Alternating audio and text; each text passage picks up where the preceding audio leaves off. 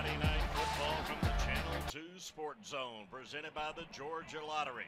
Tonight, a battle of Gwinnett County as the Panthers of Parkview have traveled to Grayson Community Stadium to take on the undefeated Rams of Grayson High. Hello, everybody, and thanks so much for joining us. Alongside DJ Shockley, I'm Van Earl Wright. And DJ, these two teams have it going in the right direction so far. And for the visiting Panthers from Parkview, they've got a quarterback who's a dual threat and who could provide some problems for the Grayson defense. Van Earl, you're so spot on with that. Jack Chambers, the junior, is a dual threat. He's done some very good things this season for him with his legs and his arm, but I want him to be able to control this game and also be more efficient with it. He's thrown 5 touchdowns, but he's also thrown 5 interceptions. He got to come out and build his confidence early, but also take care of the football and use those legs like you mentioned. If he can use his legs to make some extra plays, they got a good chance of going 4-0. For Grayson to do that, they'll need another good game from Cameron Brent. Not only the leading rusher for the Rams, but the leading rusher for the entire county of Gwinnett. Yeah, Van Earl, he has done an outstanding job. We've seen some great running backs already in the first 3 weeks. He will not disappoint tonight. I'm looking forward to seeing what he can do. He's tough. He's explosive. He has all the skill set to be a great running back. Rushed for over 1,100 yards last year, so he knows about getting the end zone and moving the chains. But I'm looking forward to seeing him use some ball control. If he can control the clock and run the football with that same kind of intensity, they got a good chance of beating Parkview tonight. An early season rivalry game. These two schools just 13 miles apart. And when we come back, it'll be the kickoff of the Panthers and the Rams right here on WSVTV.com.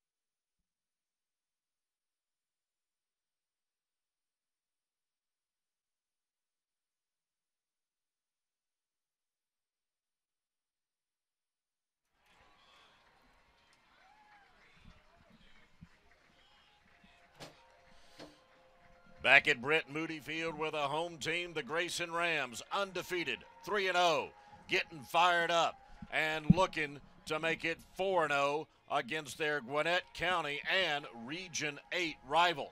Both of these schools, Class 6A, and both of them with a lot of tradition of winning in their programs. Grayson in green, 15-0 in 2011. On their way to a state championship.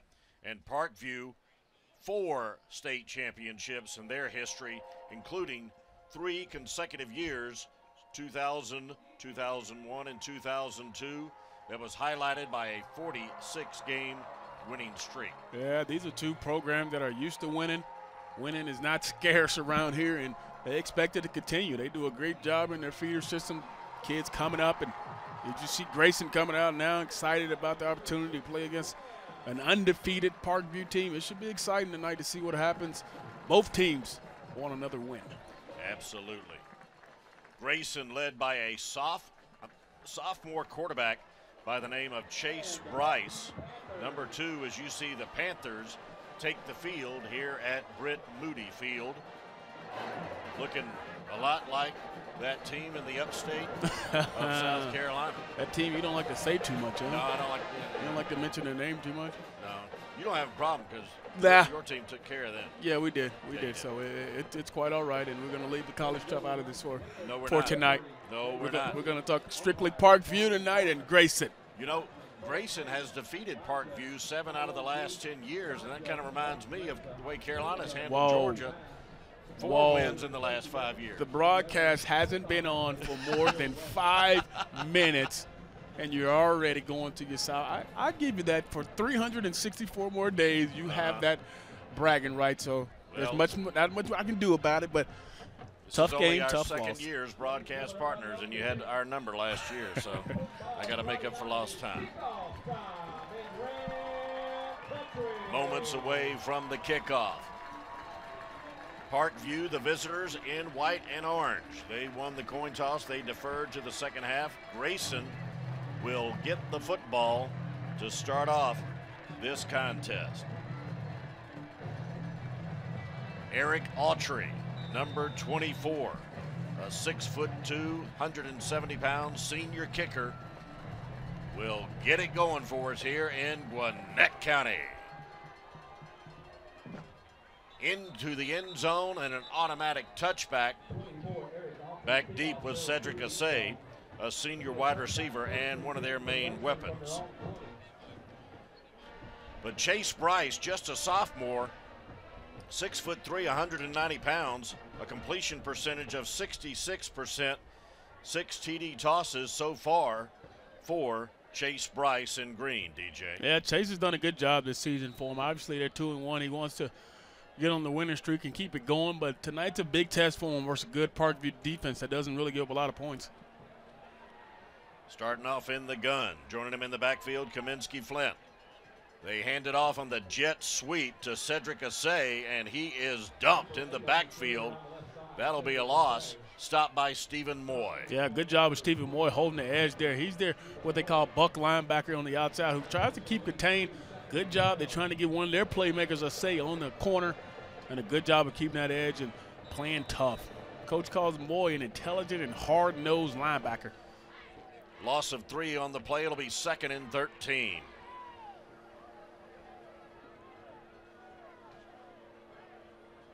Bryce looking to make his first throw of the game. Complete, but a minimal gain. Quick throw on the right side.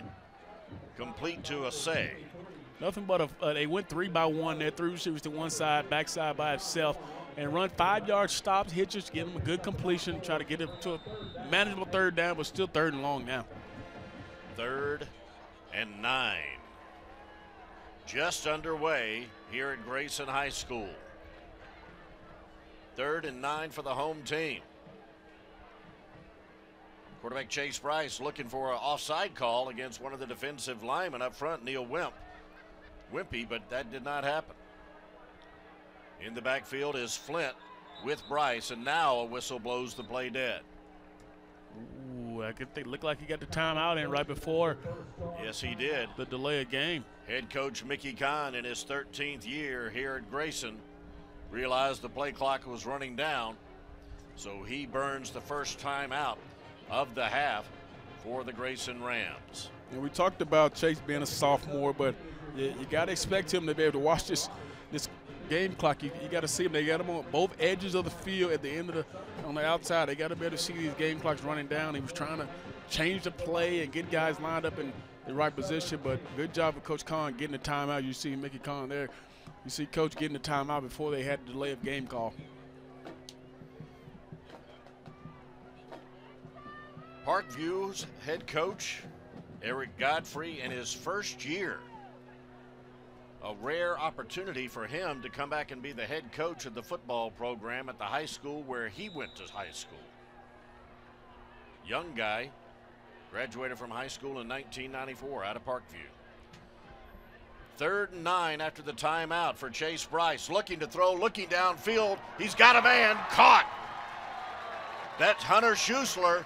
Big gain for the Rams. Great job right there of Chase just moving his feet slightly to the left. And Schuessler, he's been a huge player for this team already this season. He actually started at quarterback last year, had a concussion, and that's when Chase took over. On the replay, you're going to see Chase slightly move to the left, give himself just a little bit more time. He feels the pressure, sets his feet, sets his shoulders, and drops a dime in there for Hunter Schuessler on the big play. 47-yard gain all the way down to the 35 of Parkview. 1st and 10. Handoff up the middle to Kaminsky Flint. Minimal gain, but big pass play for Chase Bryce. Hooking up with the former Grayson quarterback, Hunter Schuessler. Yeah, just going back to that last play, just the composure of Chase, just to move his feet slightly, get away from the pressure, and then lay it up. Nice, easy catchable pass. He got his shoulder square to the line of scrimmage, which I like, and delivered a good football. And it was on 3rd and long, so that's a big 3rd down conversion here early.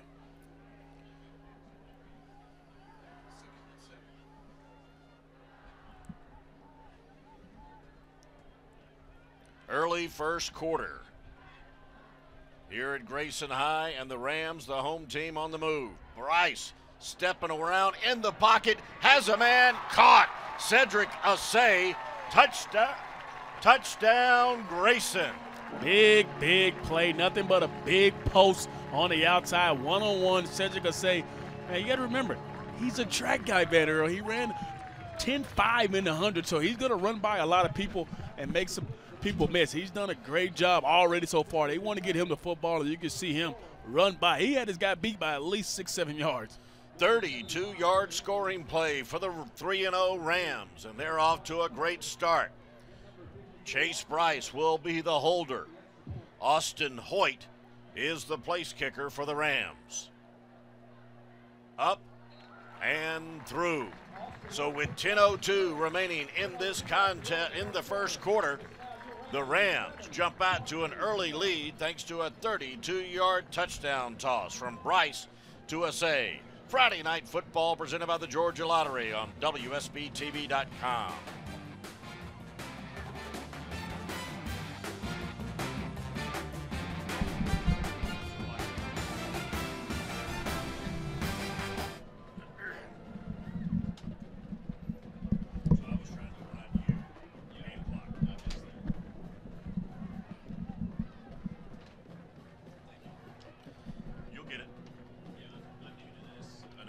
Thing tough, huh?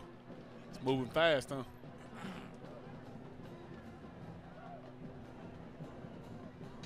So, sorry, I forgot. How about here? Is that a piece of paper for? Yeah, for scoring drives.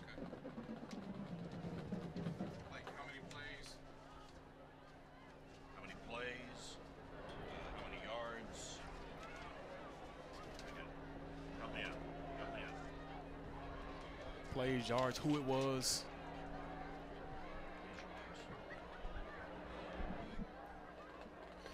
The Grayson Rams coming in 3-0, ranked number 5 for the entire state of Georgia in the highest classification in the Peach State.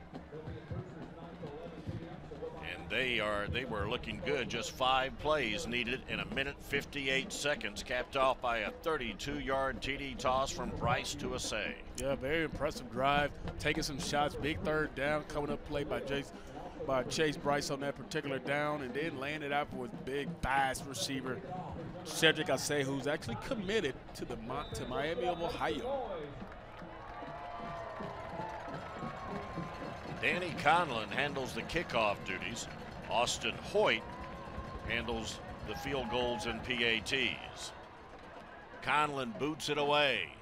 Fielded at the 4-yard line by Parkview. Sidesteps a man, gets it across the 20 and 25, and finally knocked out of bounds. That's number 3, Cameron Khalil. Good run on there, good opening field here. They got a good chance to, here's the touchdown play here. Just one-on-one on the outside, lays it up for him. He's already got it beat by 5-6 yards. And a good job of him coming down with it.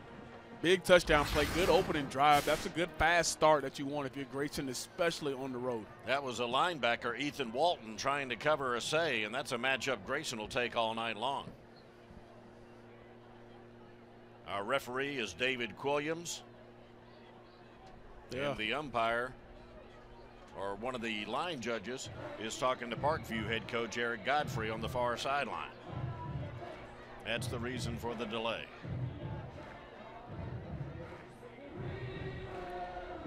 It's nice to be a part of y'all's conversation, but let's play some football.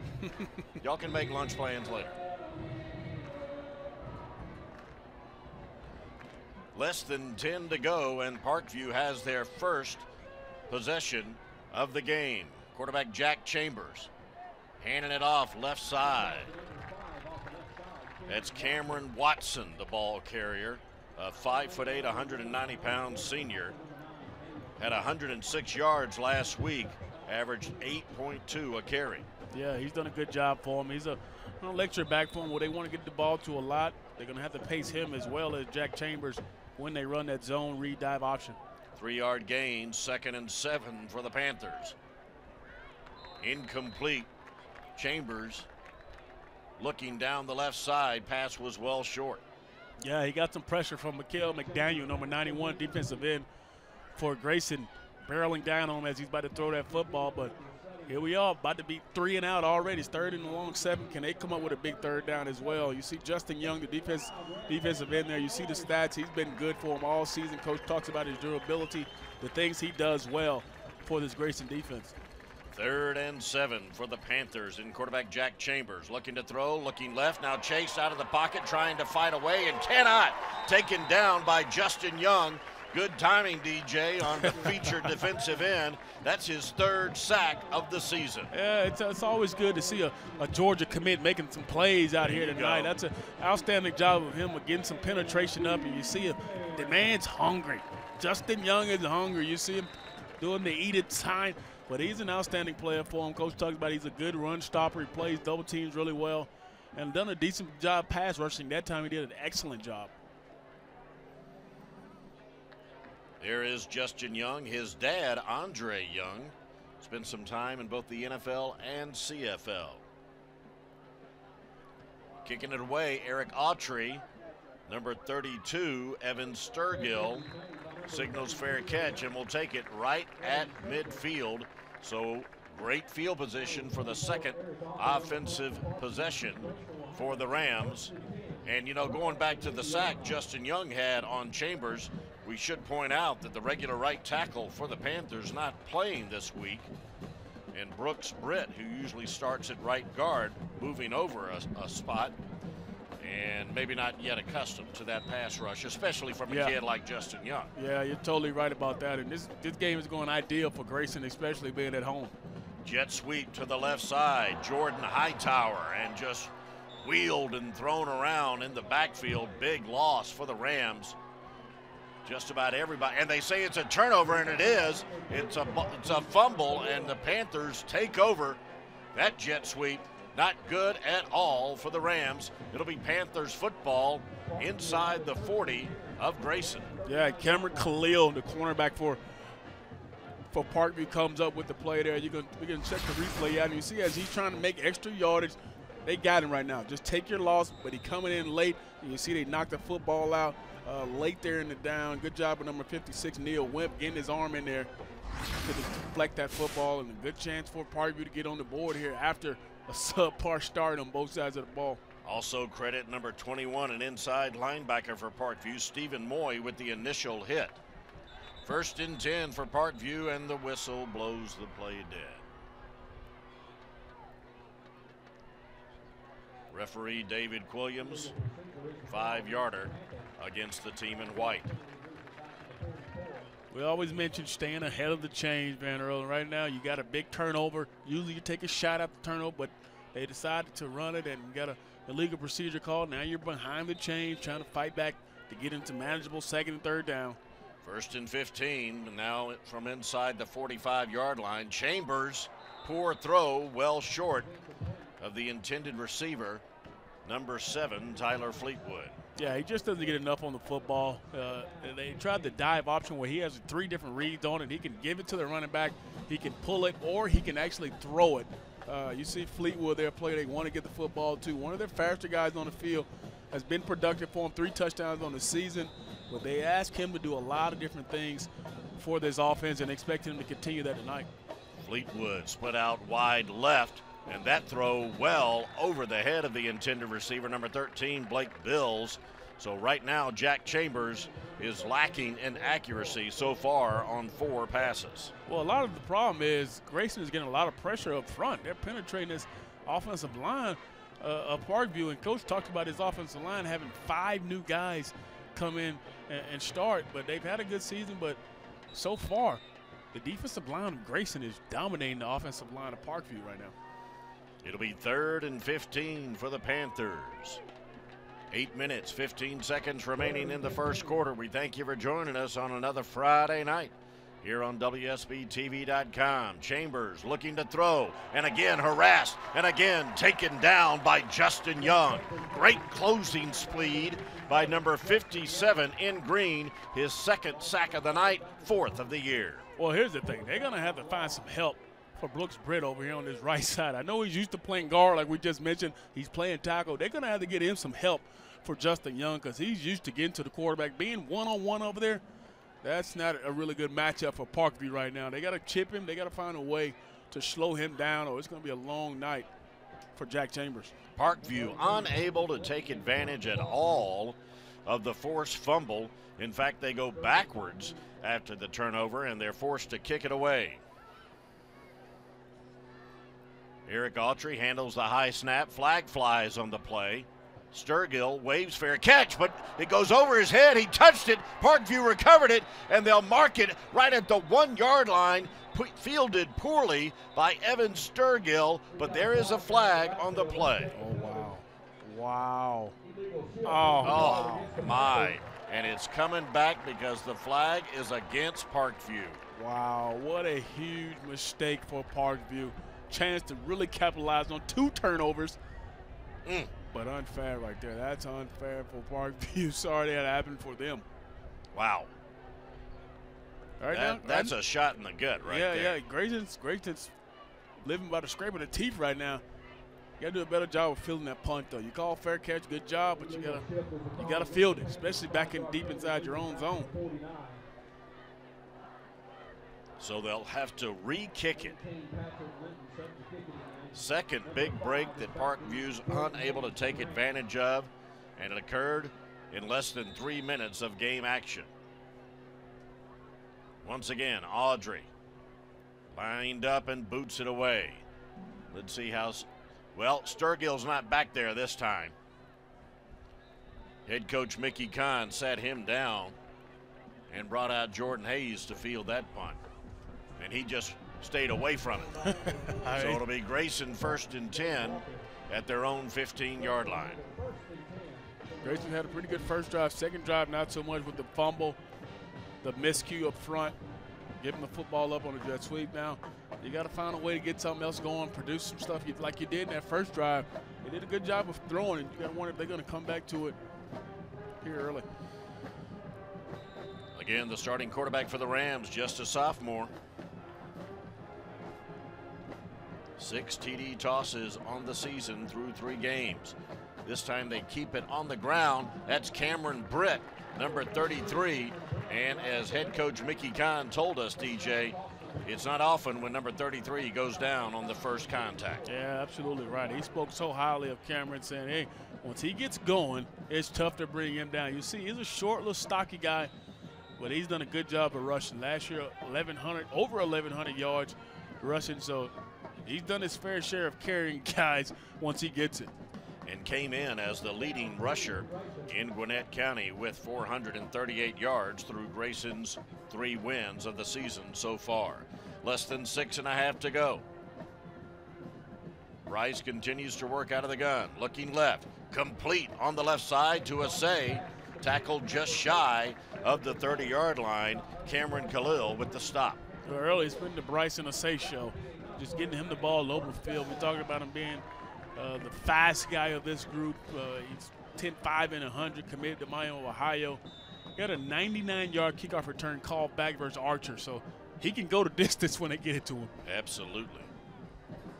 Khalil, number 3 in white, considered the shutdown corner for Parkview, but Asay is lighting him up so far. There's another completed pass.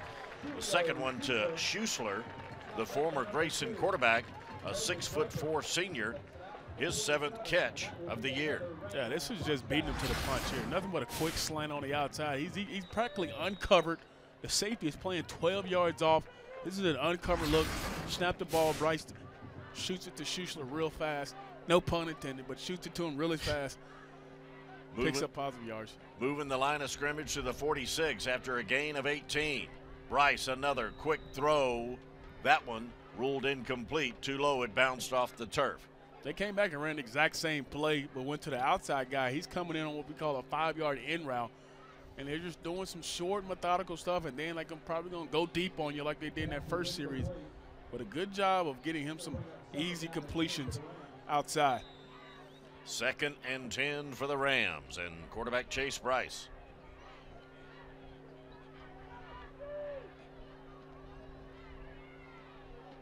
Bryce looking over to head coach Mickey Kahn.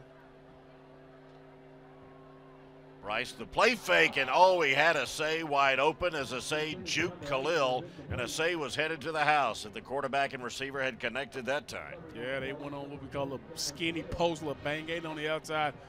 A little bit off on the timing, like Asay tried to get one more step in before he broke, and Chase had to get that football out, but they got what they wanted. He was wide open, like you just mentioned, Banner. He was on his way to possibly another touchdown with that 10-5 speed he got. Now 3rd and 10 for the Rams.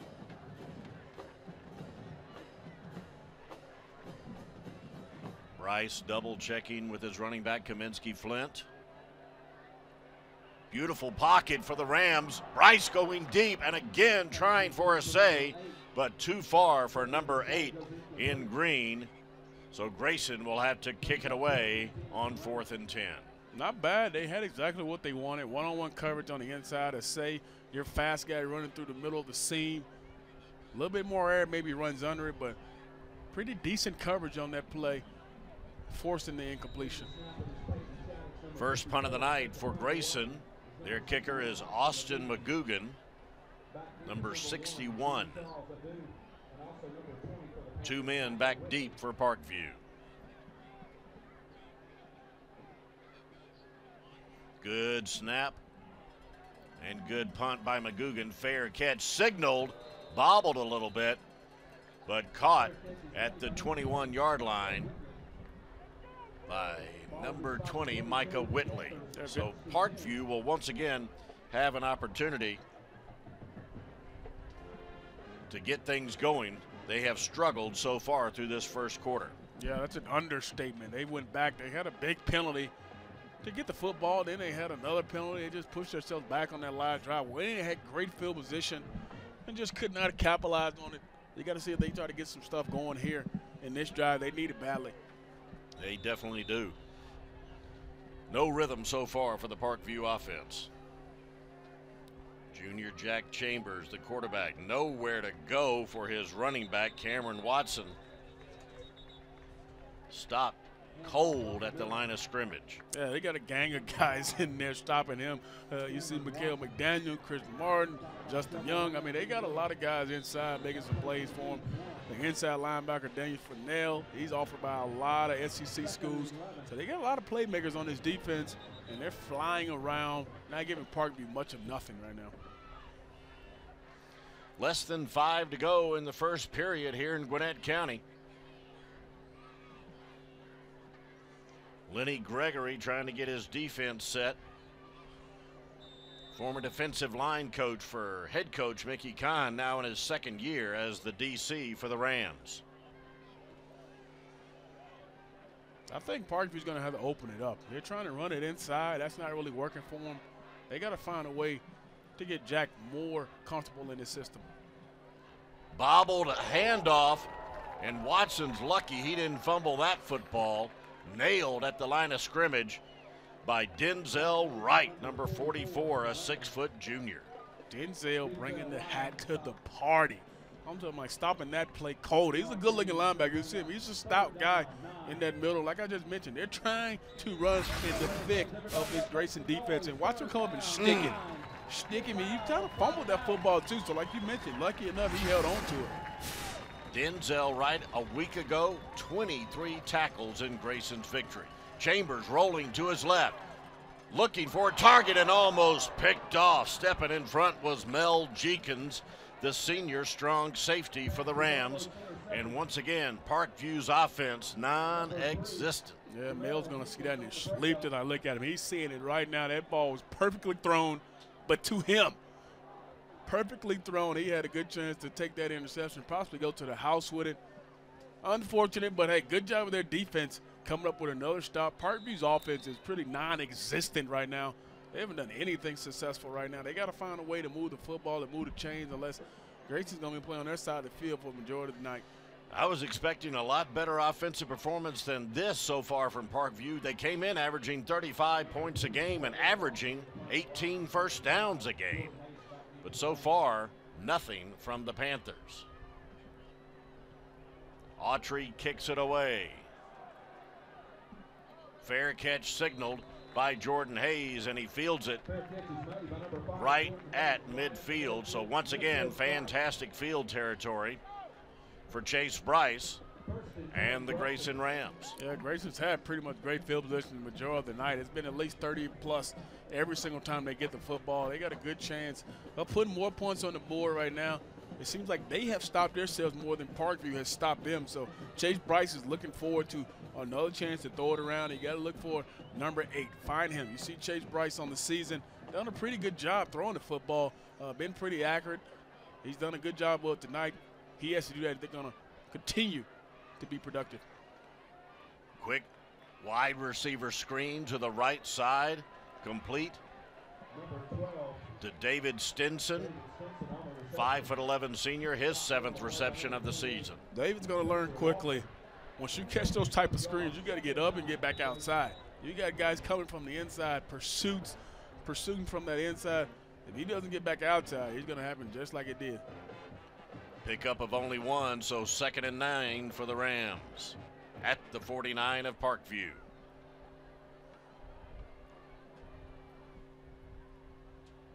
Bryce, left side, again to Schuessler, complete. Those two have hooked up successfully 3 times so far. And how about Hunter Schuessler, number 7, who will come out of the ball game right now? He was the quarterback last year going into the 2013 season, suffered a concussion, and pretty much lost his job. In fact, he did lose his job to Chase Bryce, who was a freshman. Yeah, then Coach talked about him having that work ethic, having that attitude to be able to come back. He said he's worked harder than anybody else, and they found a spot for him in the slot. And you see Coach Megan is pretty hot right now on the sideline after a big play, but they got to have it here on 3rd down. You got to make sure everybody's on the same page. 3rd and 2 for the Rams, and Coach Kahn frustrated that his quarterback and his offense were not getting the play. Move the ball after 1st down. You got to move the ball. Going back to Hunter Schuessler, the things he's done this offseason, the coach just raved about how he came back and worked hard after losing his job, and now he's an integral part of this offense. He's done some good things off the field. He has a 3.5 GPA. He's won what's coach called the Hammer Award for having big blocks during a game. So he's done some productive things. He's come back, and I think he's making the most out of this senior season. Very selfless player, and that's really says a lot for a guy who was the starting quarterback of the team. Lost his job due to injury in his junior year. Talking about number 7, as you see on your screen. And for him to display that kind of selfless attitude and team spirit, that is impressive. And as you mentioned, Coach Kahn couldn't give him enough praise. 3rd and 2 now for the Grayson Rams. Line of scrimmage at the 42. Keeping it on the ground. Cameron Brent does go down on first contact that time. G.G. Robinson, the senior defensive tackle, who's called the best athlete on the team by head coach Eric Godfrey. Yeah, he's committed to Louisville, so he has some skill set about him. And 13 tackles, 3 tackles for loss, 7 QB hurries, 1 sack. He's done a lot up front for this defensive line of Parkview this year, and it comes up with a big play there on 4th down, forcing Grayson to punt the football after having great field position, getting it at midfield. Another tackle for loss for number 45 forces Grayson into a punting situation. McGugan kicks it away, short punt, barely down to the 20, but he gets a good bounce, and it'll be downed inside the 15-yard line by Jordan Hayes. So Parkview once again backed up, but Parkview needs some work out of their offensive line if they want to get anything going here offensively. Yeah, I talked a lot about Jack in the open, and I wanted to see him use his legs some. I haven't seen him use his legs in this ball game. We talked about him in the open being a dual threat guy. We haven't seen much of that lately. Maybe they got to start using him in the run game as well, because It hasn't happened for him early. They try to run up the middle, but we know how stout Grayson is up the middle. Maybe they switch it up on this drive. Well, Chambers came in as the leading runner, as the quarterback for the Parkview team with 48 rushing attempts. But so far, he hasn't tried one tonight. There on the option, gives it to the running back. Cameron Watson picks up a few on the left side, a gain of 3. That's positive yardage for this Parkview offense. They haven't done much, and to pick up 3 yards on first down is better than what they've been doing. 2nd and 7 as Chambers draws Chris Martin offside, it looks like. Flag on the play indeed, and that's what it is. So 5 free yards for the Panthers, and they need it. They need some kind of jolt of energy to their offense as we head into the final minute of this first quarter.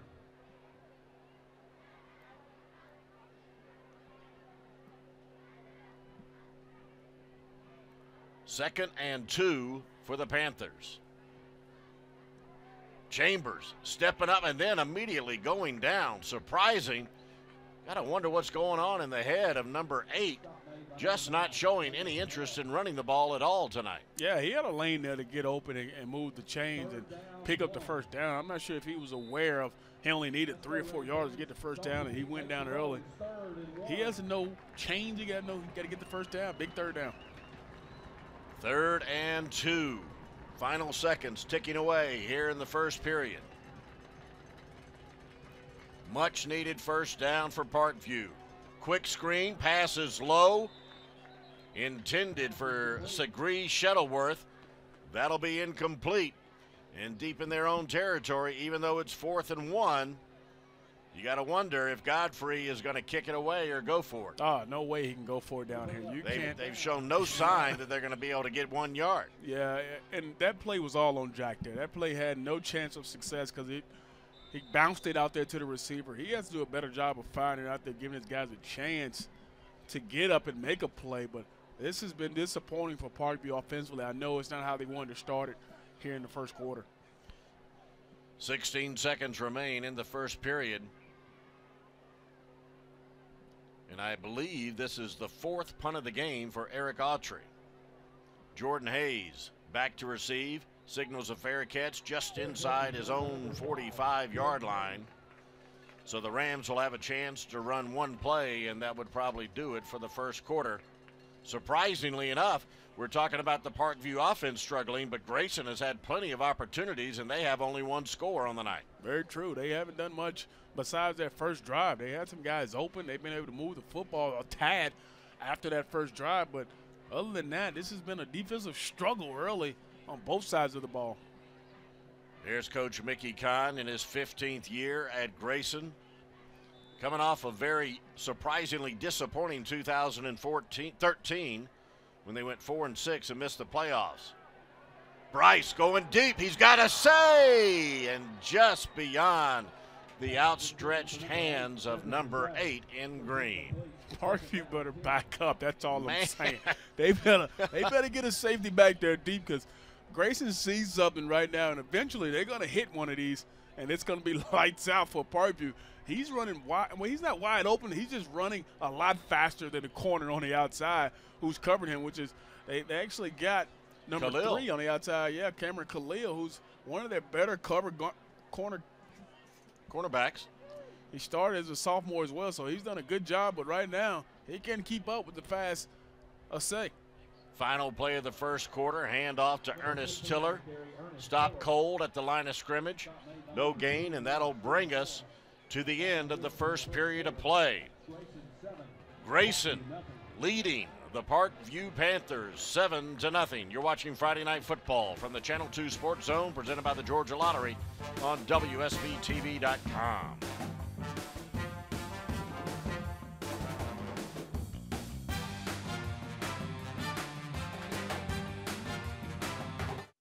Wow, jeez.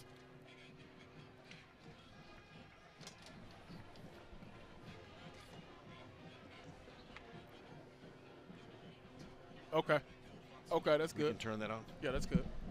Go with the stat guy, see if he's Mike, what is this for? Light. 33 for Grayson. He has 4 yards and 2 carries. Thank you. For that light up there? I got you. And Stephen, Brent only has 4 yards on 2 carries.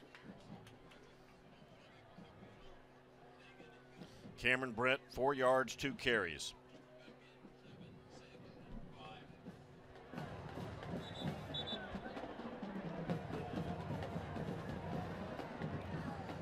It's a colorful crowd from Parkview. Apparently it's highlighter outfit night for the Panthers. A couple of Gwinnett Powers for this county, no doubt about it. Between them, 5 state championships. Yeah, lots of winning 4, going I on. should say. Lots of winning going on there. They're used to being in the big game, playing for championships, and started the second now.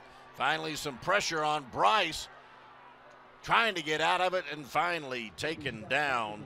Stephen Moy in on that, as was G.G. Robinson. And number 23, Steve DuBose. And once again, Grayson not able to capitalize on the good field position, getting behind the change, taking a sack. I think he's looking down the field, trying to find something down the field instead of taking what Parkview gives him. And finally, they come up with a big sack there. See, look at that throw. That's a nice throw right there, Banner. You wish you had that throw, huh? Man, that was impressive. Bouncing the snap back to McGugan, able to handle it and kick it away. Good kick as well. Backing up the return man who struggles with it, trying to recover his own fumble. I believe he's able to do so and maintain possession for the Parkview Panthers. That's Jean-Charles Adu, the return man for Parkview. Yeah, looked like he was able to come up with it. It's been a tough night fielding punts for both teams. They've had their fair share. We've seen some bobbles. We've seen a couple drops. So that could come to be a huge factor once the game gets later on in the third and fourth quarter. If they come up with a big, big play on special teams. Line of scrimmage will be the 23 of Parkview as they take over. And their quarterback, number 8, Jack Chambers, has struggled mightily so far. Keeping it himself on the ground. There he's showing his running ability, using the blocking well, picking up the first down the right side, and finally taken down by Justin Young, the left defensive end. And that's what you were looking for, DJ. Absolutely. Maybe that's what he needs to get going. You got a penalty back here. Hopefully it's not against Parkview, but this is what you want to see out of Jack. Taking the game in his own hands, making a play with his legs. We talked about him being a dual threat. The pass game, he struggled. Now this is purely all him making a play on the sideline. Good run, but holding on the offense is coming back. It's all for nothing. But you know what? I believe that's going to give him some confidence now to pull it down. Tough break against the Panthers again. A very costly penalty. But I agree with you, DJ. He needed something to wake himself up. He looked like he was sleepwalking through that first quarter. Yeah, he did not have a good first quarter. It's going to be one he's going to want to forget, but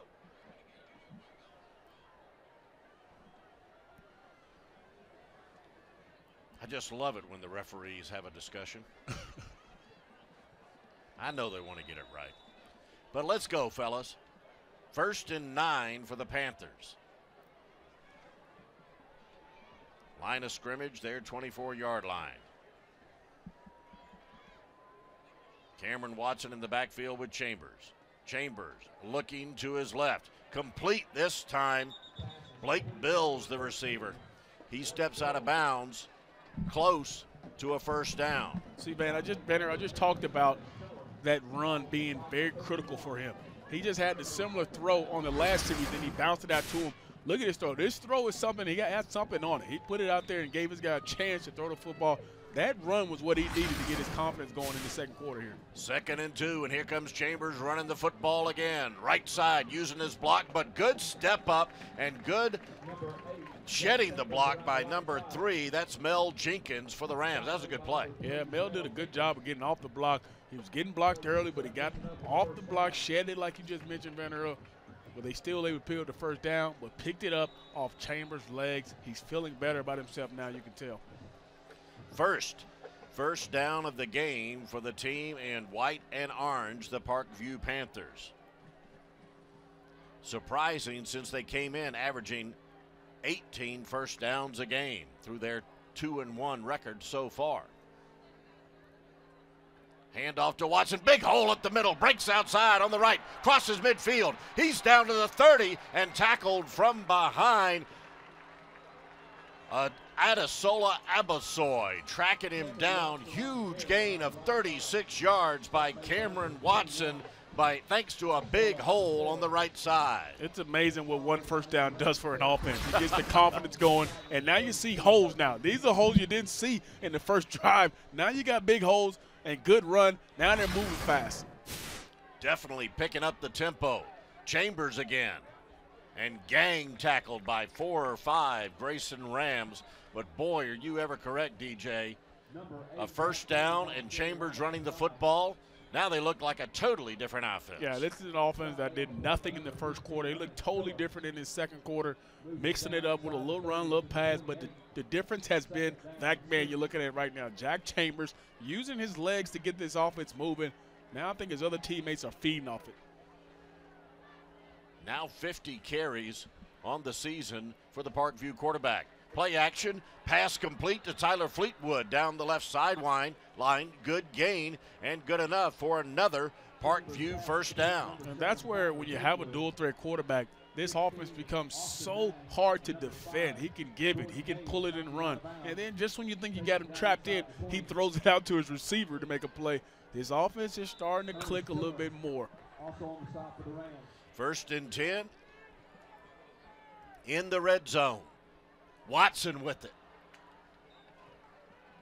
Met by Young and a couple of his friends, but still picks up a couple of 3 yards.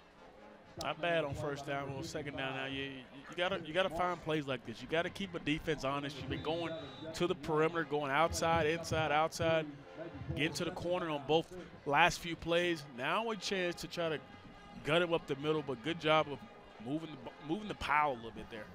Gain of 3 on the play. It's 2nd and 7. Less than 9 to go in the half. See, Parkview does that check with me right there, of looking to the sideline for the play. Watson. Again, the first man hitting him is Justin Young. Justin Young all over the place tonight, number 57 in green. Yeah, Justin's had a good night already in this first half. He's been very disruptive up front. The Georgia commit is doing a good job of getting up the field, pressuring not only the quarterback, but he's getting there before the running backs get started.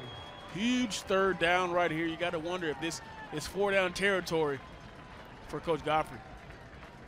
3rd and 5. Justin Young. Those numbers for the defensive end for Grayson. 3rd and 5 for the Panthers. Chambers. Pump to his left, pump to his right, and finally taken down. Denzel Wright, and a flag comes out. Flag's out, but that's an excellent open field tackle by Denzel Wright. That's an elusive quarterback on the outside, and you got him with so much green. Goodness gracious, yet another penalty against the Panthers. Yeah, the holding call is going to hurt him here. It's going to take him back to make it 3rd and long now, but that's a good job of Denzel. I can't give him much more props than that. Open field tackling the way he just did against Chambers. That's next level stuff. Denzel, number 44 in green, and how about his performance a week ago, finishing with 23 tackles for the Grayson Rams in their 14-10 win against the powerhouse in Archer. Heck of a performance by that junior linebacker. 23 tackles, not much is getting by you. No kidding. Now it's 3rd down and 20 for the Panthers. Line of scrimmage, the 34-yard line of Grayson. Less than 8 to go in the second quarter. Chambers, quick delivery, wide receiver screen, but nothing happening there. Pass complete to Shuttleworth, but he had nowhere to go, well covered by the Rams. Well, Grayson was obviously in Parkview's huddle then, because they absolutely knew what was going on there on 3rd and 20. Not many plays you can call, but as soon as that play happened, they had 3-4 hats going right to the football right now. At least 3.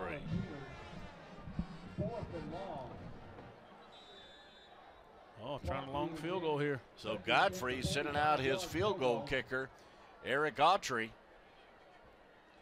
This will be a 52-yarder. Pretty good leg. Autry has the distance, but wide left. Good try by number 24, the senior kicker for the Panthers. Yeah, that was a good try. He has the leg for it. That's an excellent job of him trying it. I don't have no fear in that, but he went for it, and he has the leg for it, just a little wide. So Grayson takes over with a little more than 7 minutes to go here in the second quarter. Big defensive stand there for Grayson. Big defensive stand. Parkview actually got some stuff going on that drive, picked up a couple first downs, but they withstood their ground and forced a long field goal. Good job of Grayson's defense there. Grayson's been throwing it around the park so far tonight. Not much ground game, but here they give it to Cameron Brent, their top performer on the ground. Sheds the first contact and picks up about 4 more after that. That YAC stat, yards after contact, becoming more and more important in football. Yeah, it was a good job of the anchor of the defense, LaRon Veal, number 15, for Parkview coming up and make a play there. And you see Cameron Brent there leading the league, leading the county right there with 438 yards, not even close to second man, Nick Harris from Mountain View. So he's done a good job this year. You lead Gwinnett County in any football category, you're doing something. Pass complete to Cedric Assay from Bryce. Nice throw from Bryce on the right side, moving the line of scrimmage out to the 36-yard line. Bryce actually looked to the left. He wanted something going to the left and came back to his right side. That's a good job of him scanning the field. Like I mentioned, he's only a sophomore, but he has a lot of composure back there in the pocket. Doesn't look flustered, doesn't try to rush things. And Assay finding an open hole in the defense, coming down with another catch in his first half. Assay's third catch of the night came in as the leading receiver for the Rams with 14. Handoff up the middle to Flint. Nowhere to go that time. Tackled by Spencer Walker. Yeah, Spencer Walker also asked Austin Wagner in on the play as well. 2 guys flying to the football, trying to keep this Parkview defense honest here in the second quarter. But we know this Grayson, they like to take shots. Clock is running. Under 6 minutes to go. 2nd and 8 for the Rams. Bryce looking to throw. Down the middle. He's got Assay again. Pass well short. Not Assay, but instead Deshaun Warren backs up and adjusts to the underthrown ball and makes the catch. Banner, I have no problem with the underthrow. The underthrow, you give your receiver a chance to catch the football. They've had 3 overthrows already. Overthrows do nothing for you. They're incomplete. They look good, but on the stat sheet, they amount to nothing. An underthrow, gives his receiver a chance to come back to the football. Defensive players cannot adjust to the football. That's a great job of Deshaun coming back and making a play for his quarterback. LaRon Veal defending on that play, but he got turned around, and Warren made a great catch and a great play. And head coach Mickey Kahn said he definitely has big playability. He lived up to that billing right there as Kahn calls timeout here with 5 minutes, 14 seconds remaining in the second quarter. You know, man, just during this timeout, we can talk about, you know, some of the great things that both these schools do off the field.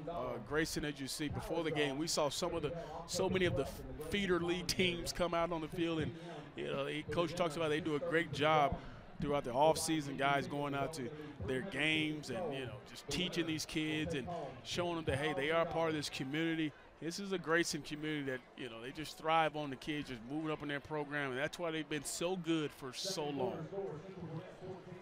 And he was talking about how the little kids, you know, the high school kids, they look up to the college and some pros. Right. But these little kids in the area, younger brothers, cousins, friends, they're looking at these high school kids, and, man, it just motivates them. I want to be a part of that varsity football team, and that's just nothing but great idea, great thinking right there. I mean, you got so much going on here. You got stability with Mickey Kahn, who's been here 15 seasons, so this is a great community.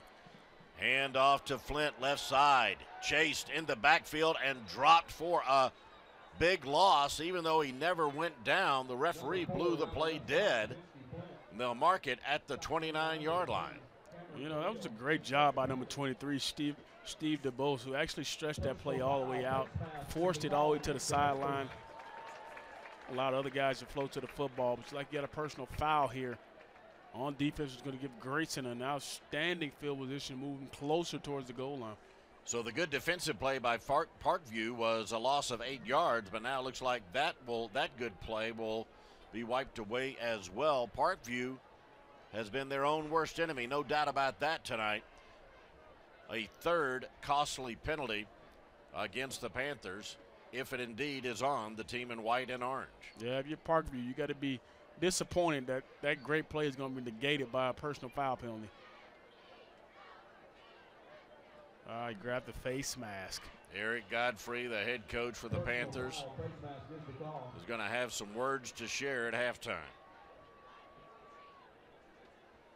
Yeah, it's been self-inflicted, like you just mentioned, Banner. It's been self-inflicted on offense and defense. They haven't come out and played the type of football that you would expect. They've been kind of flat, especially after things haven't gone well for them in the first quarter. You see Coach over there yelling at his guys, trying to get them going. We saw Grayson in this similar situation come up with a big stop against Parkview. Can Parkview defense do the same? So 1st and 8 from the 20. Cameron Brent on the screen. That was actually a lateral. Brent staying on his feet, looking for some room, and gets it down inside the 15 to the 13-yard line. Yeah, that's all Cameron Brent there. That's one-on-one. That's him making a play in open field. And we just can't stress how explosive and how fast this guy is once he gets on to the next level. And how about the feet, the quick shifty feet, man? He is shifty. He shook about 2 or 3 guys there. Going to be 2nd and short for the Rams. A good look at Cameron Brent, the junior running back for the Rams. Under 4:20. All kinds of time for Chase Bryce. And then finally pressured and stepping up. Austin Wagner said that man needs some company. Finally forced him to make a move and step out of bounds. Well, you know, I can't stress how much, again, the composure this sophomore quarterback has. He's done a good job not just throwing that ball into traffic. He could have easily threw it up for grabs, but he knows down here in the red zone, I can live for another down, 3rd and 2. Take what they give you, either run out of bounds or throw it away. He did a good job there of making sure that he didn't turn his play into a catastrophe. Nothing's there downfield. You see him scanning the field. He still wants to throw it, has his eyes up, but nothing's there. So, hey, don't throw it away. Just get what you can and get out of bounds. Stepped out at the 12-yard line. Big running back on the right side, but turned back.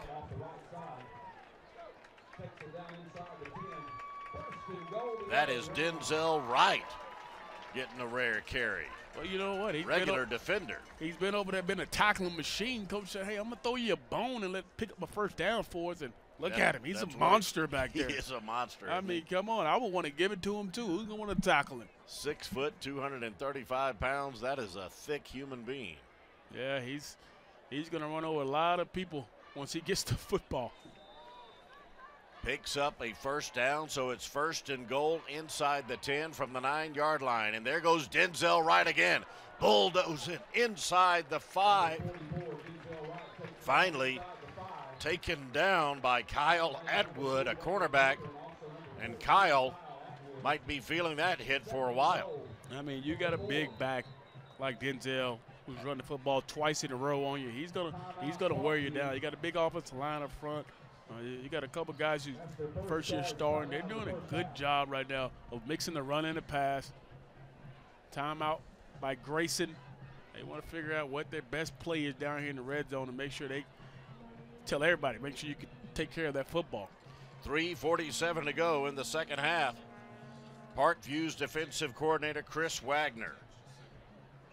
This is his first year with Eric Godfrey. Of course, this is Godfrey's first year as Parkview head coach.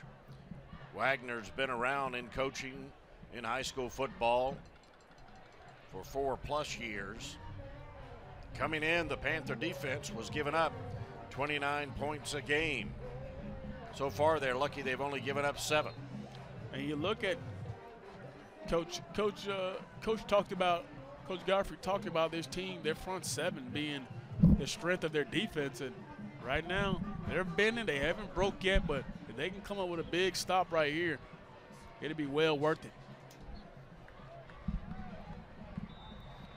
Right now it's 2nd and goal from the 4-yard line for Grayson. Bryce harassed in the backfield. Good pressure that time.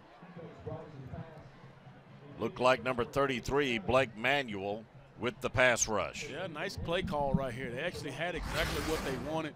Tight end's going to be coming screaming wide open. If he has a chance to get his eyes up off that play action fake, he walks into the end zone. Great play call coming out of timeout, just unable to get the ball to Ryan. Grayson about to run their 11th play of this drive. It'll be 3rd and goal at the 4-yard line.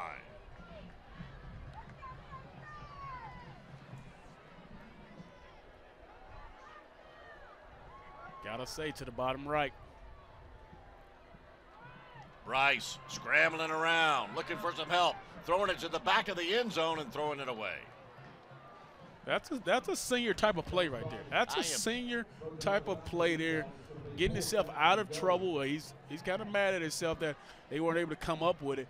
But that's a senior play to get himself out of trouble. He steps up. He wants to throw it. It's not there. Gets himself out of trouble, runs back to the right side. Instead of forcing this football, he's just going to throw it away and hopefully put another 3 points on the board to put their team up by 10. Well, I agree with you there.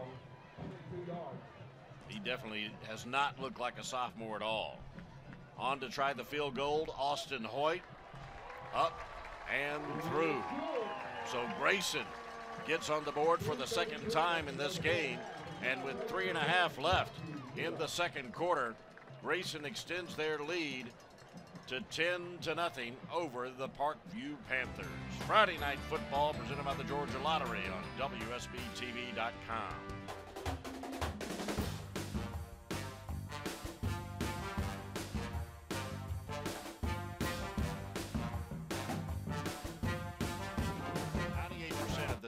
Time. Yes.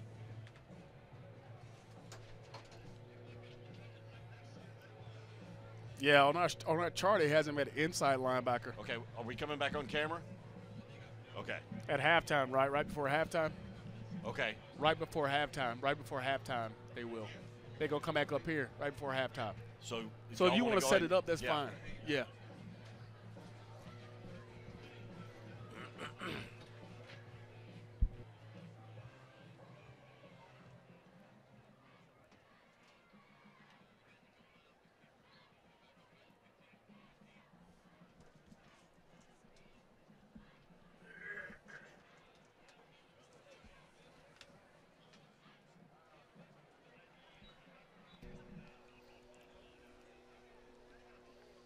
Little more than 3.5 minutes remain here in the 2nd quarter. Grayson dominating the action so far. Parkview, though, has been shooting themselves in their own feet. They've really been their own worst enemy. There have been some plays made by Justin Brown and some other members of the Grayson defense. But for the most part, Parkview is very fortunate to only be down 10. Yeah, they are. They could easily be down because Grayson's had great field position.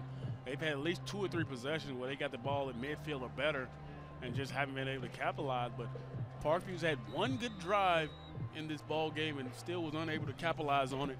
But that's a good defensive struggle going early. Grayson's on top 10-0. Kicking it away.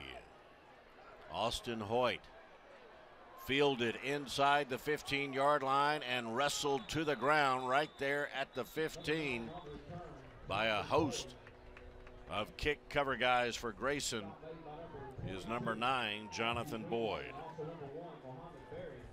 I'm looking forward to seeing what they do with his last 3 minutes.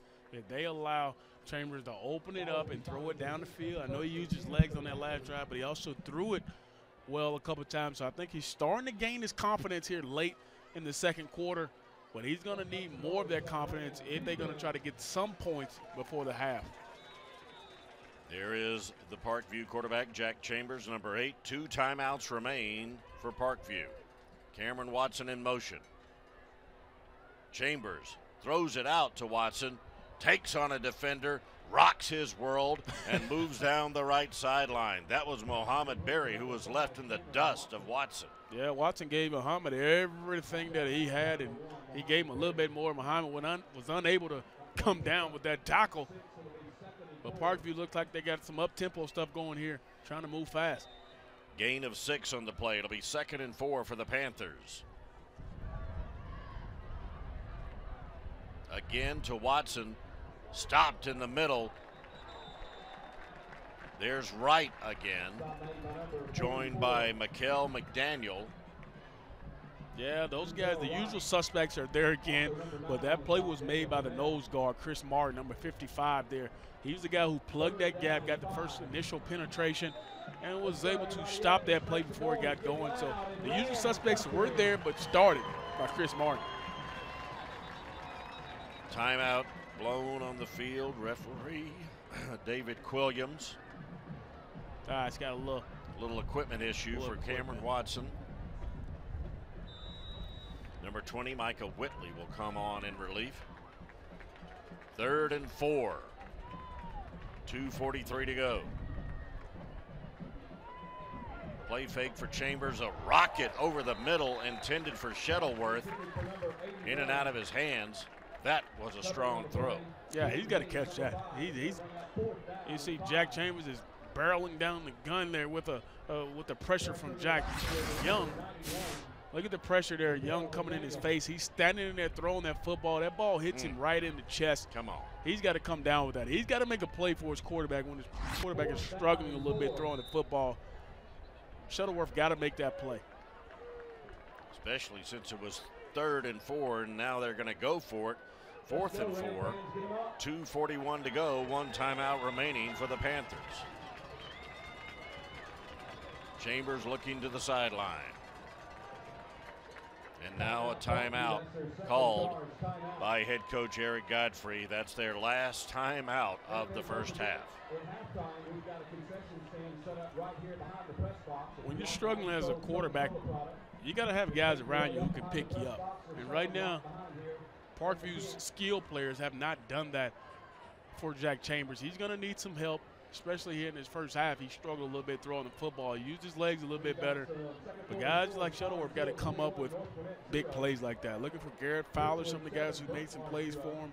Tyler Fleetwood is another player who has done some good things for him.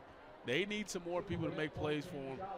Big 4th down here. Looks like they're going to punt it away and give it back to Grayson with less than 3 minutes to go in his half. So Grayson will have another chance to put more points on the board, Venner. They'll have no timeouts, but based on the play so far of their quarterback for Grayson, Chase Bryce, I would not be surprised at all if he knows how to do a 2-minute drill even with no timeouts. And there is a look at Eric Godfrey, the head coach for Parkview. Yeah, you see Coach there in his first season. He's talked about the level of the guys trying to buy into what he's saying all year long. The guys, he feels like they're coming around. They had a very spirited practice this week. Just hasn't showed up in this first half. Eric Autry boots it away. Jordan Hayes is back deep. He'll play it on a bounce. Inside his own 40-yard line, stopped at the 37.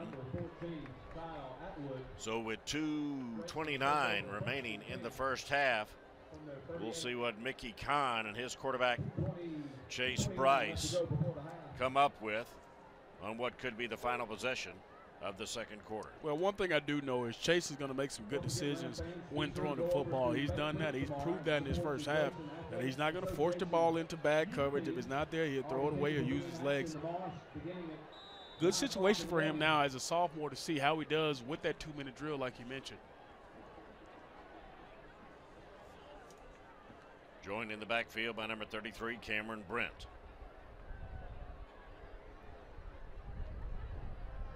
Plenty of good protection. Bryce steps out of the pocket and then finally reached over and wrestled down by Spencer Walker. Walker with his first sack of the season. Yeah, just too much time back there. They finally got to him. You might have called that a covered sack on the back end. Nobody was open, it seemed like. You see him scanning the field, wanting to let it go. He has to let that ball go a little bit sooner, but one thing he's going to learn as a quarterback, you don't want to take a sack in the 2-minute drill. Loss of 9, but now he gets 5 of it back as he draws off the Parkview defense. Looks like it's going to be offside against the Panthers. 5 free yards, another good job by the sophomore quarterback. Yeah, that's a good job of getting yards back, especially after that big sack. You got to wonder if they're going to try to take a shot here. We haven't heard much from Asay here in this second quarter. We know they went to him a lot in the first quarter, but you see he's at the top singled by himself, but they also got safety help over the top. Tried the wide receiver screen to Asay, knocked down at the release point. Number 45, G.G. Robinson there with a good pressure. Yeah, good job of him getting his hands up, understanding they tried to go screen on him. They tried to cut him early. You see the guy try to cut him and get his hands out the air. He doesn't go forward. You see him get out right now, just leaves him unblocked. He's standing right there in the quarterback face. He's going to get his big mitts up and knock that down. So now 3rd and 15 for Grayson.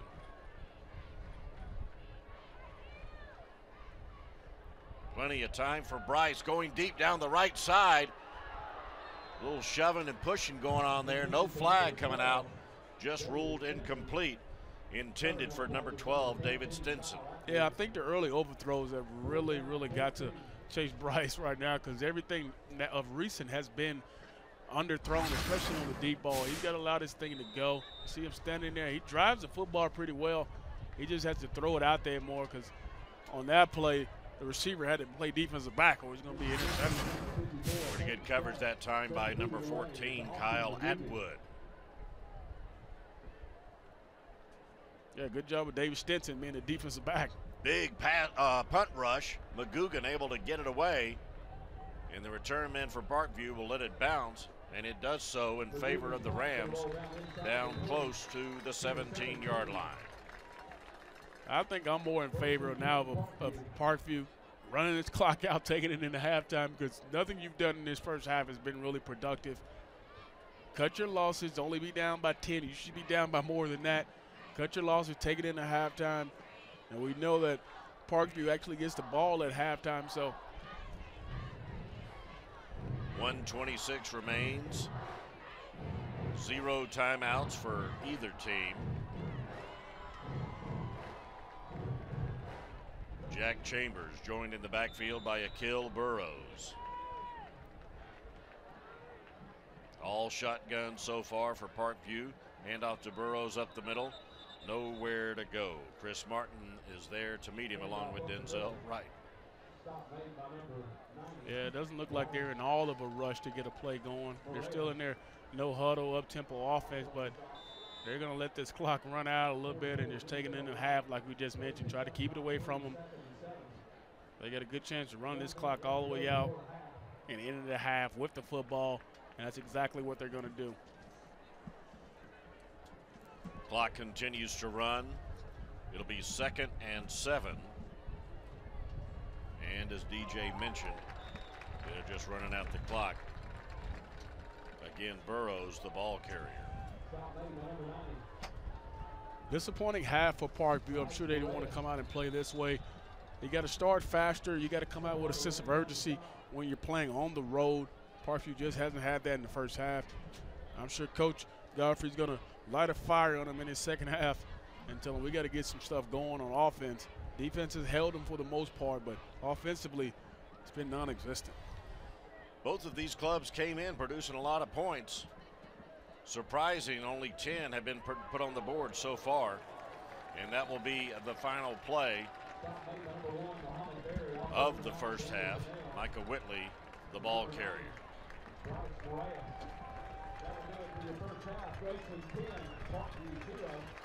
Grayson goes into the locker room with their 3-0 record and a 10-point lead, and looking in pretty good shape right now to go 4-0, while Parkview continues to struggle offensively. What kind of adjustments do you want to put the ball in the hands more of Jack Chambers, the quarterback for Parkview? I think you have to. You got to get him going on that series where they actually moved the football pretty well. It got started with his legs. Kind of talk about what you're talking about being a multifaceted guy who can run and throw. But other than that, he got to have some other guys make plays for him. I mean, he's doing his job. He's throwing a couple good balls, but obviously they need more playmakers. They got to move the football, and they got to keep their defense off the field. They've been on the field a lot already. So far, Grayson has been the most productive team. That's why they lead it 10-0. We're at halftime in Gwinnett County at Grayson Community Stadium, and it's the Rams 10 and the Panthers of Parkview nothing. Back at Grayson Community Stadium, moments away from the beginning of the second half, and through one half of play here on WSBTV.com, it's been all home team, the Grayson Rams. DJ Shockley, Van Earl Wright, so glad to have you with us on yet another edition of Friday Night Football from the Channel 2 Sports Zone. And DJ, as I just mentioned, all Grayson so far, and they've had some pretty big offensive plays. Yeah, they have. They went out in that first drive and actually went out and had a pretty decent drive, got a score. But defensively, they've done a good job holding Parkview to pretty much nothing in that first half.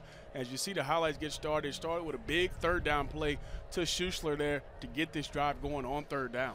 Chase Bryce on that big completion, and then after that, a 33-yard scoring toss to Cedric Assay, who got behind the secondary, and that accounted for the lone touchdown of the game. Then more aerial attack, this time to Deshaun Warren. Yeah, a good job of him standing in the pocket. The underthrow, actually, they had a couple overthrows before that, but the underthrow allowed him to come back to the football and make a play on it. Positive yardage. I'm liking what I've seen out of this first half out of Chase Bryce. Got inside the red zone, drive stalled, and then Austin Hoyt added 3 points for the Rams, and that accounts for the score. Parkview has struggled offensively, some penalties that have really been costly for them that has stopped their momentum, but also been a lot of good defense provided by the Rams. Yeah, they've done a good job of really pressuring Jack Chambers early in this ball game, and you can see here, big plays up front. You see 57 Young making an outstanding play. He's got a couple sacks already in this ball game, not allowing Jack Chambers to get comfortable at all throughout this game. Justin Young, number 57, already has committed to play football on the next level for the Georgia Bulldogs. 2 sacks already in this game. And how about Denzel Wright, coming off a 23-tackle performance of a week ago, picking up right where he left off. Yeah, Denzel's done a good job. He's had a couple good runs on offense as well. You see the gang tackle there towards the end of the half. That's kind of been the culmination of what they've done in this first half. Parkview's had their chances. They moved the ball in a couple series, but not able to really solidify anything and get points on the board. So you got to give all the credit to this Grayson defense in the first half. Chase Bryce leading the way at the quarterback position for the Grayson Rams, but Jack Chambers at quarterback for Parkview, as we're discussing in the first half, he's got to jumpstart this offense, and he's got to do it with his legs. Yeah, they need him a lot, and especially in this second half. When he got his legs into the ball game, that's when they really started to move the chains, got a couple first downs, got moving, and that was the successful part of what they did in the first half. They're going to get the ball here going into the second half to get something started. You got to see if Coach Godfrey really light a fire under this Parkview team. They're still in it. They're only down 10-0. It probably feels like it's worse than it is, but they're only down 10 points and got a chance to get right back in it if they come out on this drive and do something with it. Danny Conlon handles the kickoff duties for Mickey Kahn and the Grayson Rams. This will be his 3rd kickoff of this game. A couple of men back deep for Parkview. They include Stephen DeBose and Cameron Khalil. The second half is underway at Grayson Community Stadium. Fielded at the goal line by Parkview. Good space on the return, out beyond the 40 and close to the 45-yard line. That's Jonathan Boyd with a fine return for the Panthers to get them going in the second half. Yeah, that's a perfect spark for them. That's a positive play coming out, giving their offense some confidence. Now can Jack Chambers really get it going, and that's a good start. Great field position. Grayson's on the heels now. A good chance to go down and get something out of this drive. So the line of scrimmage will be the 45-yard line. Here's a look at some numbers from the first half and just domination through the air by the Rams. Yeah, Parkview not doing much passing or rushing. Just a tough first half for that Parkview offense. Good run on first down by Cameron Watson. Gets it across midfield, and that could be the first. No, that's the second time in this game that Parkview has been in Grayson territory. Yeah, they've done a good job. You see their passing and rushing for Parkview hasn't been up to par, but you got to look at the total yards for Grayson. They've done a good job of throwing the football. Not much rushing, but they've thrown the football really well. Jack Chambers done well. Again, Watson, the ball carrier, down to the 45 and close to a first down. DJ Shockley and Van Earl Wright with you here on WSBTV.com. Just underway in the first minute of play here in the second half in Gwinnett County. A couple of Class 6A powerhouses. Jack Chambers, the numbers so far, running the ball almost twice as productive on the ground as he has been through the air. Yeah, that's the best thing about it. That's what he's done well is run the football. They need to do more of it here in the second half. Little swing pass out to number 3. That's Cameron Khalil. Usually plays cornerback. I'm sorry, Jonathan Boyd, the receiver on that play. But a flag comes in, and yet another penalty slows down and kills the momentum of Parkview. Yeah, more of the usual. Some of the stuff you had going on in the first half was really why they weren't able to get things going. Picking up a big third down right there, but now it's negated by the legal chop block here, it looks like. David Quilliams is our referee for the evening.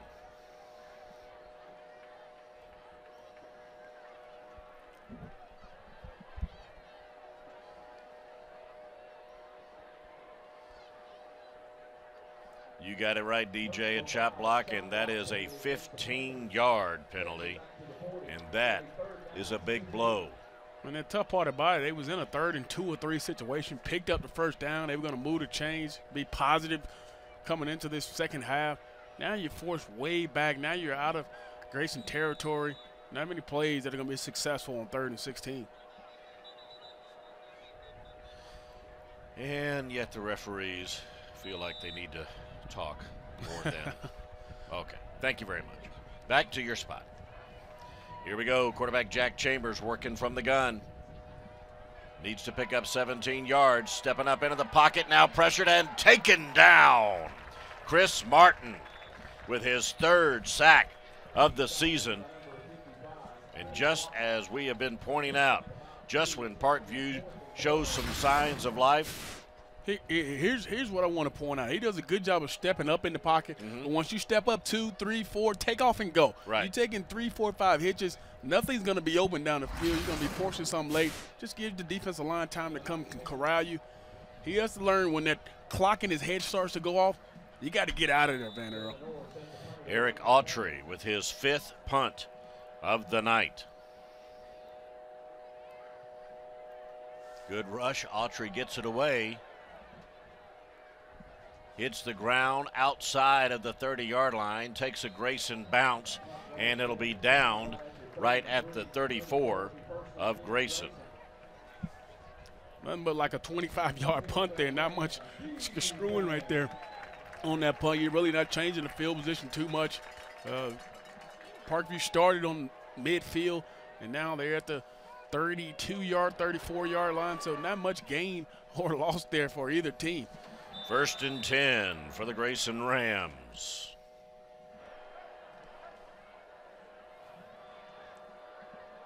Chase Bryce, their quarterback, complete on the right side to number 16, Austin Nash.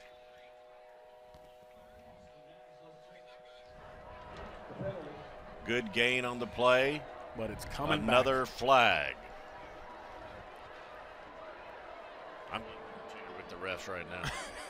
I know, I'm just kidding. They've got to officiate the game. Holding against Grayson.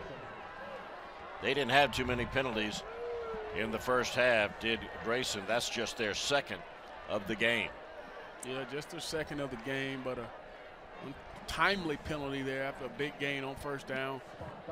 Grayson usually has done a good job on first down, picking up positive yardage, but they're doing the same thing Parkview did in their first series, going backwards after positive yardage.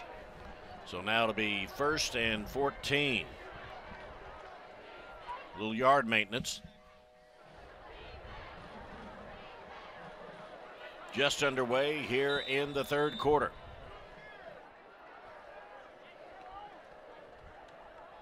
Handoff inside to Cameron Brent, breaks the first tackle but is stopped still at the line of scrimmage by Austin Wagner, number 44 in white. Yeah, Austin Wagner in on that play. They got a lot of guys who are flying to the football front. Stephen Moy, the Buck outside linebacker, he's doing a good job as well getting to the football. This is a stout defensive front up front. We talked about it being a defensive struggle throughout this game. Both defenses don't want to give up much on the ground. Chase Bryce, number 2, the quarterback for Grayson. Only a sophomore, but playing much more like a seasoned veteran than just a 10th grader. 2nd and 15. Keeping it on the ground. Cameron Brent, nowhere to go, looking for some room outside. Finally goes up the middle, picks up maybe 3 yards on the play. Yeah, that was a spectacular 3-yard run. I mean, he made that look. The first guy, very shifty, like we talked about. He probably ran about 10 to 12 yards, but picked up only 3. But that was a good job. He could have possibly lost yardage, but a good job of just at least getting back to the line of scrimmage and picking up a couple yards. Now going to be 3rd and 12. Chase Bryce, 10 of 18 passing in the first half. Looking to go to the air. Plenty of time going down the left side. Has Schussler, but overthrew him. But Schussler able to draw the pass interference. Number 2, David Draper, the guilty party. Yeah, he had good coverage. I don't know why he grabbed him. He grabbed him at the very last moment. He's going to pull that shoulder pad, and that's what the penalty is going to be for. Big 15 pass on 3rd down. On 3rd down. You talk Again, about Parkview, man. Yeah, you talk about Parkview's self-inflicted wounds. Big 3rd down here is going to give this Grayson offense a 1st down. Oh, they're calling holding, offsetting penalties then. Replay 3rd down. Well, I guess that already worked out. It worked out for That's him. one of the first breaks that Parkview has had tonight. Schussler 3 catches in the first half, and again, remember, he was the starting quarterback for this Grayson team a year ago when they began the 2013 season. Suffered a concussion, lost his job as the starting quarterback to Chase Bryce, who played very well as a freshman.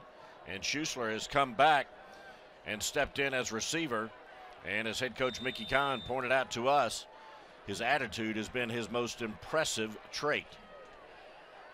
Bryce over the middle. Well beyond the outstretched hands of Austin Nash. Incomplete. It'll be 4th down for the Rams. The big thing for Chase right now, on the overthrows, what I'm seeing is he's not giving the receiver enough air. He has to give the receiver some air to find it and go get it. And that's the thing right now he has to learn about throwing these deep balls. He throws a very good-looking deep ball.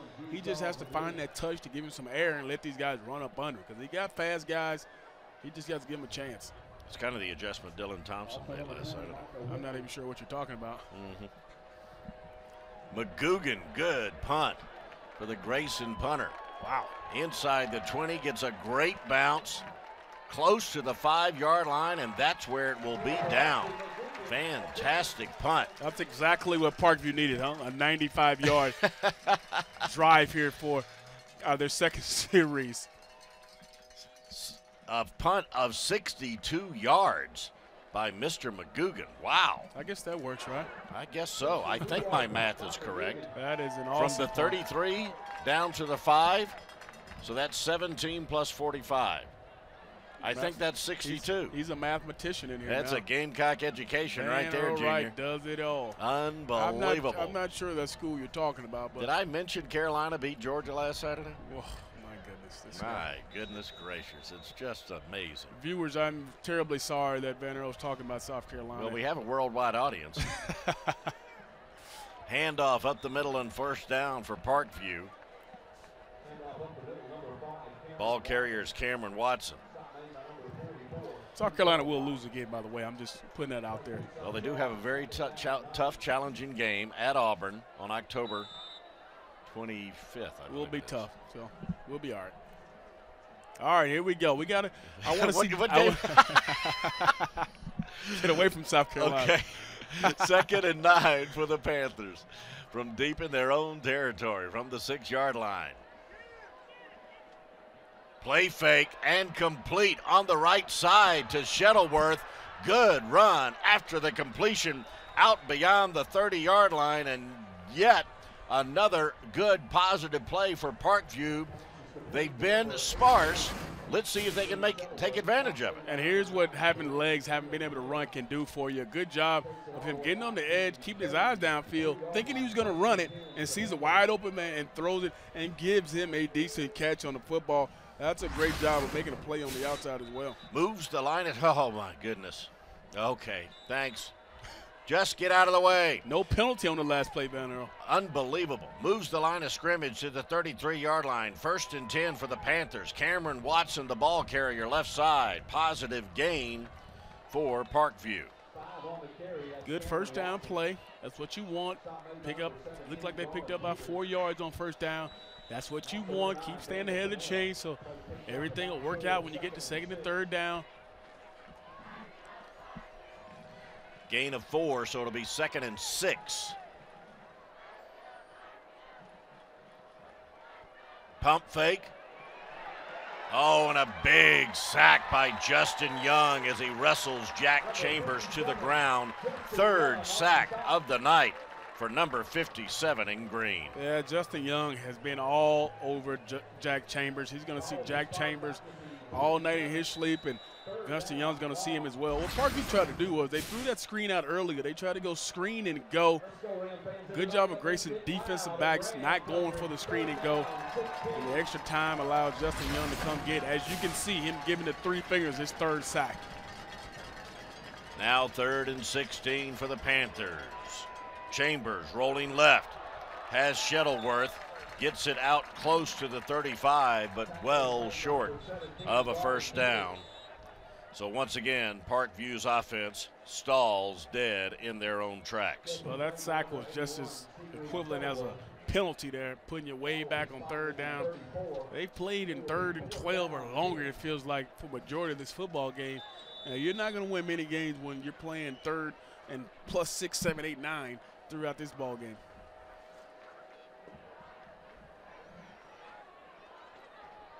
So the 6th punt of the game for Parkview. This time Devin Orr will handle the kicking duties. Pretty much straight up in the air. Not much distance on that. Comes to rest at the 43-yard line of Grayson. Field position has been in favor of the Rams throughout the night, and their defense that came in allowing right at 9 points a game through their first 3 victories of this young season has definitely lived up to its billing. They've been playing great. Parkview's been shooting themselves in their own feet, but you got to give Grayson defense a lot of credit. Yeah, Grayson's done a good job of stalling this offense. It's been productive, but once again, Grayson in great field position. You see the run there, picking up 5-6 yards on that first down play. Like you mentioned, this has been a defensive battle, and Grayson is winning it right now because Parkview has no answer right now for this Grayson defense. Kaminsky Flitt, the ball carrier. That's his 3rd carry of the night. He's a track guy. Best time in the 100, 10.7. That'll work. Pretty good for a high schooler. 2nd and 5. Quick release by Chase Bryce. Complete on the right side to Stinson. Another good gain and another first down for the Grayson Rams. To make that play so productive, he got the ball out of his hands quickly. His other receiver on the outside, Schuessler outside, giving him a huge block. Great job of him getting up the field, making a play after the catch. You see Schuessler getting out, making the block, getting him outside, just giving that half a second once the guy comes from the inside. Another big play, another big pickup on first down. Another completion to Stinson. Now they're threatening the red zone, moving the line of scrimmage inside the 30, down to the 28-yard line. Yeah, Stinson's been the man on this drive, getting a couple quick passes, and he's turned them into 10, 12-yard gains on each first down. you got to wonder, why not keep going back to him? He has one-on-one on the outside. You see Parkview trying to stack the box. They got 7 guys in the box right now. Mickey Kahn, the head coach of Grayson. Back to the ground game. There's Flint breaking open, breaking a tackle, and trying to stay alive. Good, tough run by Kaminsky Flint. Just 5'9", 175 pounds, but looking strong on that carry. He just ran over Ethan Walton, the Mike linebacker. That's a tough run. That's a run that says, I'm determined to get more yards. Oh, they jumped offside that time, but Grayson really forcing and pushing the tempo here on this drive. And look at this tough run here. Watch he meets, look at that. He just runs right over David Draper, It wasn't Ethan Walton. David Draper, the safety coming up from his position and just running over him with a nice stiff arm. Good, hard physical run, but looks like we got a timeout on the field right now. Parkview is called timeout, their first of the half.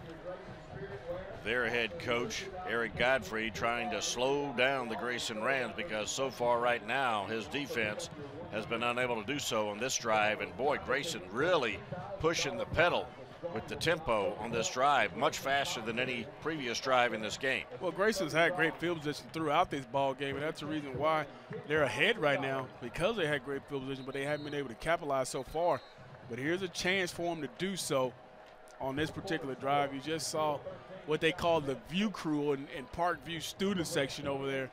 Like Van Earl mentioned, the neon people over there. Look at, they all got neon. That's where my highlighter went. Yeah, they all probably watched your, got all in your closet right there. Those look all like your gear. Grayson in the red zone, staying on the ground and still with Flint, but a good penetration into the backfield. That's number 21, Stephen Moy. That's a drop for a loss, and his 7th tackle for a loss this season. Yeah, Stephen Moy's been productive tonight. He's been a guy who's been all over the field. He's been resistant. He's been holding up that edge, but he's done a good job not allowing him to get a lot on the ground. They've had a few plays pop here and there, but because of Stephen Moy, he's the guy who runs it down from the backside. Under 3 to go in the third quarter. Grayson on the move. Line of scrimmage is the 21. It's 3rd and 3. Up the middle to the linebacker who's been playing some offense tonight, Denzel Wright, and he's got enough for another Parkview first down. Yeah, Denzel has done a lot on defense. We haven't mentioned that, but he's been steady on offense as well. When they need a couple yards, he comes in and becomes that bruiser back. He reminds me of like a Ron Dane looking type of back. Man, he does, doesn't he? Big bruiser. Guys don't want to tackle him. Look at, you don't want to wrap your arms around him. He's 230. That's a big back here in high school. Fresh set of downs at the 16-yard line for Grayson. Back to Flint. Inside the 15 before he's wrestled down by Ethan Walton. Parkview's got to bow their necks right now. Grayson's starting to drive on them. We're starting to get some stuff going. The run game has been big for them. They've had a couple good passes on the outside of David Stenson, who's picked up positive yardage. But can Parkview bow their neck here in the red zone and force them to at least only 3 points? Bow their neck, huh? Bow the neck. Bow the neck. Yes, sir. It's former SEC and NFL quarterback talking. I don't know what he knows about bowing the neck. He played quarterback. Less than 2 to go. Oh, my. Denzel Wright was stopped that time. Parkview was tired of that guy. Vanner, you know what that's called? Bowing the neck. Yes, that's exactly what just happened right there. Good call. The defense heard me. Bow the neck up. Watch this. Just look at all the penetration. Look at this. Look at the necks getting popped back right there. That's what you call a physical defensive stand right there. But it's 3rd down. You got to think that they're going to want to throw it right here with Chase Bryce. He's done a good job throwing it tonight. Loss of 4 on that play, so it's now 3rd and 7 as we approach the final minute of the third period. Grayson in the red zone. Good pass rush. Bryce avoids it. Now tucks and turns and runs and is finally taken down. Not much gain. Good pursuit by the Parkview defense. Bryce just does a good job of getting that ball back to the line of scrimmage. You see Chase getting the pressure right off the bat. You just can't come off the end unblocked. But look at that Chase showing the elusiveness. That's what QBs do, man. They make the first guy miss. We're elusive now. Everybody thinks QBs just sit in the pocket. Not anymore. No, not anymore. But you were before all the spread offenses, so I don't know. I think you were a pocket passer. Austin Hoyt on for the field goal try. It'll be a 29-yarder. High snap handled by Bryce. Hoyt up and through. So Grayson increases their lead in the final seconds of the third period. Now 13-0 Rams in this battle of Gwinnett County powerhouses. Friday Night Football on WSBTV.com, presented by the Georgia Lottery.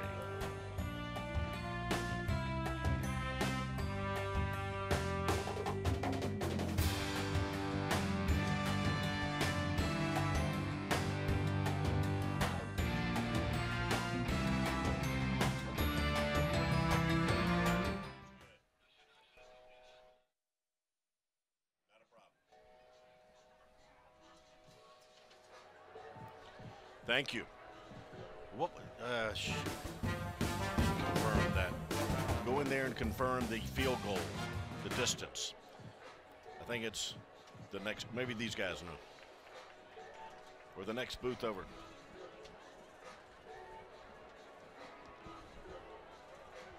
Did Micah get fired? Andrew just took over, man. He deep-ordered. Thanks. Did I say 29? I think I said 29. I can't remember. 29-yard field goal.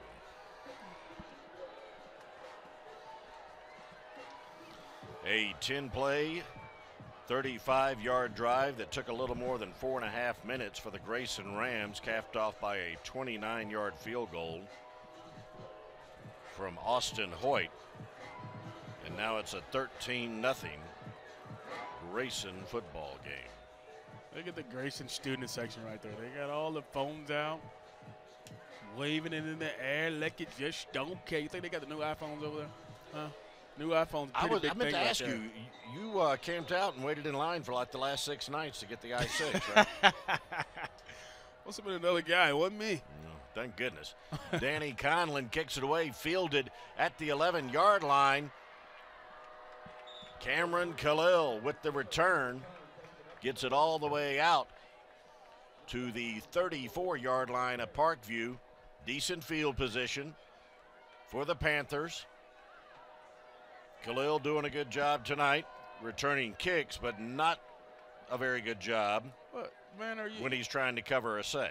Parkview, the issue hasn't been they haven't had good field position, because they've had good field position. Yeah. Just haven't been able to do anything with it. Nothing. Self-inflicted wounds. We talk about penalties. We talk about sacks. All the things that force you to get behind on downs. Final play of the third quarter. Chambers keeps it himself. Look at some speed. Chambers all the way slicing through the Grayson defense and finally knocked out of bounds as he gets it inside the 30-yard line of Grayson territory. Where's that been all night? But it brings us to the end of the third period.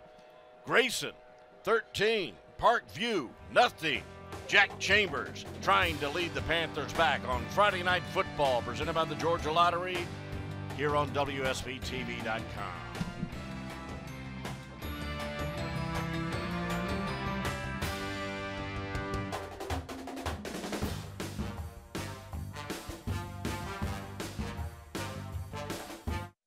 Do that. I mean, I looked down for a He got second. that. He was 20 yards. He Sheesh. can do that like anytime he want to. I know. His beautiful stride. He was gone. 29-yard gain. Line of scrimmage to 29. Okay, here we go. All right, all right, all right. Actually, they got it wrong. It's the 28 where their bulbs are burned out. Well, then they were at the 34-16. It is 22, so it'd actually be like a 38. 38. Okay. Yeah. Mike, you want that chair? You want that chair? Feeling better.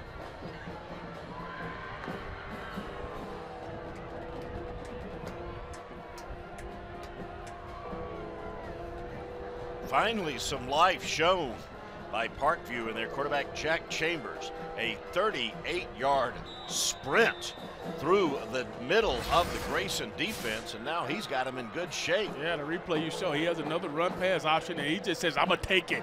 And look at the speed. Look at the stride. I mean, you talked about it when we was in the break. He just a nice stride. He gets you over the field. He needs to do more of that. He sure does. From the 28-yard line, they go back to Cameron Watson. He finds some room up the middle, but a flag comes out on the play. And when it's thrown in that part of the field, it's most likely holding. And here's what has happened all night long. They've got something good going. They're moving the chains. They're ahead against some momentum.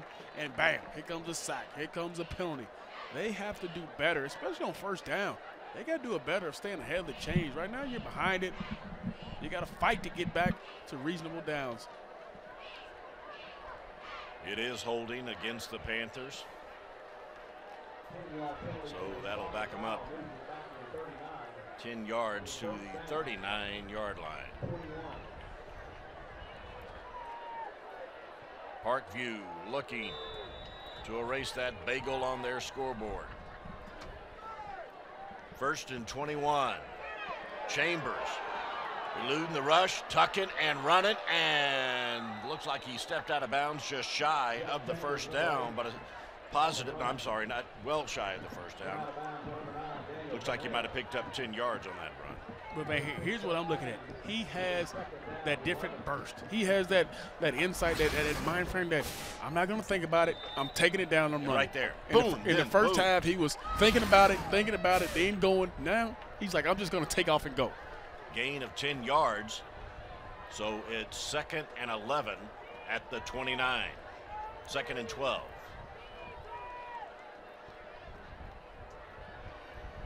Handoff right side. That is Watson again. And here's what that run did for him. Now it's 3rd and 5 or 6 now, instead of being 3rd and 9 or 10, right, what you've been in all night long. Use your legs to make some plays, and now you put yourselves in a position to pick up this first down and keep this drive going. This is a big 3rd down. They need this. It's the 4th quarter. Man. It's getting late. You haven't done much. You got to start putting together some drives and some series. I will remind folks, well, after this play, a poor throw by Chambers. Well off the mark, intended for Watson on the right side. He was looking for some interference or holding. They get a break. They get a break. A flag on the play, and it is against Grayson. One of the few positive turn of events for the Panthers tonight. Roughing the passer is the preliminary call from David Quilliams. Yeah, and I think it was on Mikael McDaniel, defensive end number 91. I think he was the guilty party that's going to keep this drive going. You try to catch the end of the replay. You see 91 coming through. He's going to be the last guy that comes through, and that late hit looks like he goes after the head.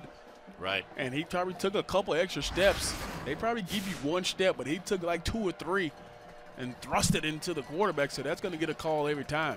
Line of scrimmage now, the 12-yard line for the Panthers. Fresh set of downs for Parkview. First minute of the 4th quarter. Watson looking for some room.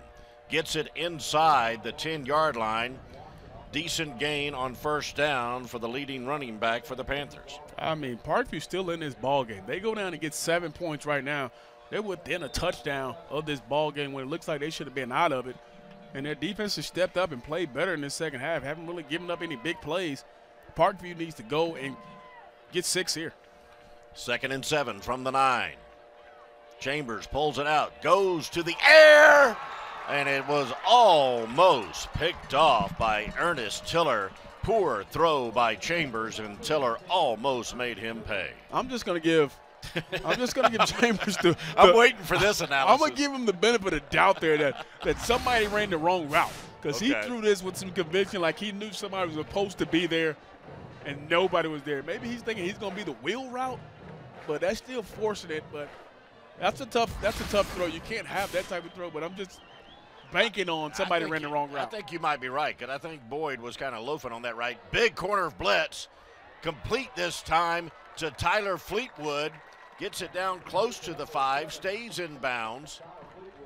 And now it's going to be 4th down for the Panthers. 4th and 3. Yeah, I think you got to go for it. I mean, you're feeling the pressure on your backside, and he does a good job of getting this football off. One more step, and he doesn't get it off, but good throw and a good job of getting north and south, trying to make a play. Tyler Fleetwood. And that was Garland Peters on the corner blitz for Grayson. So now it's 4th and 4 from the 5-yard line for Parkview, and they're going. And a whistle blows the play dead. Timeout, Grayson. Mickey Kahn, the head coach, calling for a timeout on a big 4th and 4 play. I was going to say a few moments ago, a week ago, Parkview fell behind 17-0 to Brookwood and then ripped off 37 unanswered points and ended up winning the game. Yeah, so they have shown some comeback ability, and you got to believe that their head coach, Eric Godfrey, certainly reminded them of that in the locker room. Yeah, they got the players to do so. We've seen them tonight. They just haven't put it all together at the right time. But I'm not sure who this timeout helps the most. You know, Grayson called the timeout. They want to be in the right formation, the right set, but this also gives Parkview more time to think about the best possible play here for 4th down, because you got to score. Well, I tell you, that's what I say. You can actually pick up a 1st down without scoring. So. I know, but I would go for the field goal unless he has no faith in his kicker, because any points on the board at this point to me are a big morale boost. They walk away here with 0. That's going to be a tough one. I don't know. You're still down by 2. You disagree? Yeah, you're still down by 10 points if you kick the field goal. But just some points. And your offense hasn't done much. Yeah. Here we go, 4th and 4. Chambers harassed, stays alive, throws it into the end zone, and picked off, but a flag comes out. The interception by Adesela Abasoy. But here comes a flag, and we got to figure out who the guilty party is. That's PI. That's PI range right there. You see the Parkview fans pointing that way. Pass interference on defense. You see him talking about it. Parkview applauding. It looks like it's going to be interference against the defense. Referee David Quilliams. They still have life in her. Checking it out with his back judge. Indeed, that is the call, and oh my goodness, what a great job by Chambers to really just throw it up and maybe draw that penalty, and he did. Man, he took the words out of my mouth. This is the play right here. He's able to get away from number 91, Mikael McDaniel, and give his guy a chance, and by him getting away from him gives them an extra time to get that PI penalty, and it extends their drive. 1st down, 1st and goal now. You got to punch it in. Parkview receiver Jonathan Boyd was right at the goal line. Looked like he drew some contact, and that might have been the area of interference. I don't know why they're calling it 4th down. They got to get that correct, because a pass interference I thought was an automatic 1st down. Absolutely. They just haven't changed it. It has to be 1st down.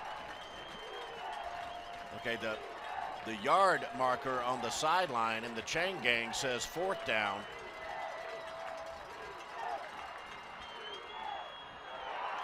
I don't understand that at all.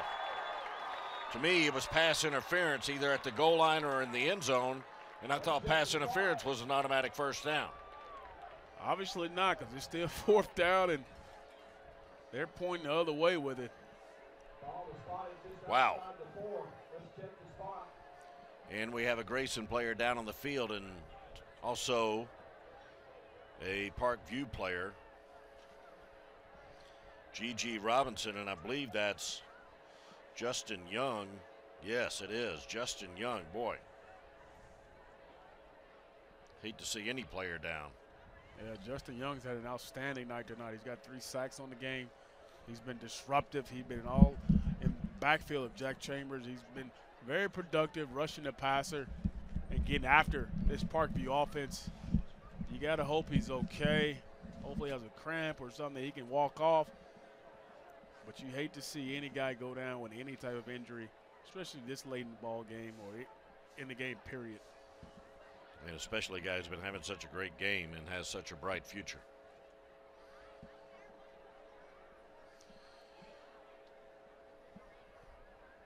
Hopefully he just got the wind knocked out of him or just took a tough shot.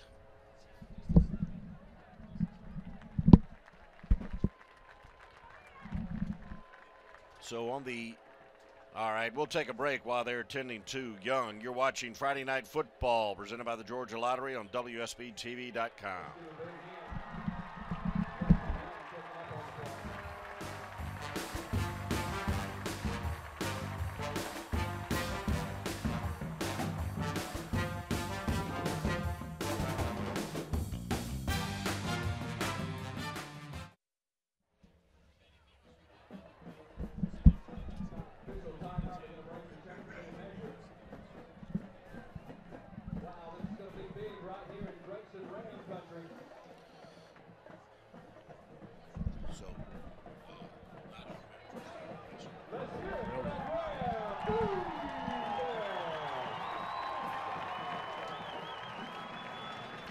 That's dumb.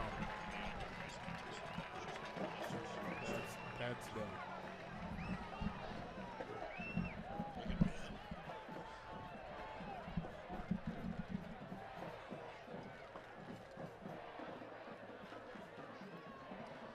Ben on the scene.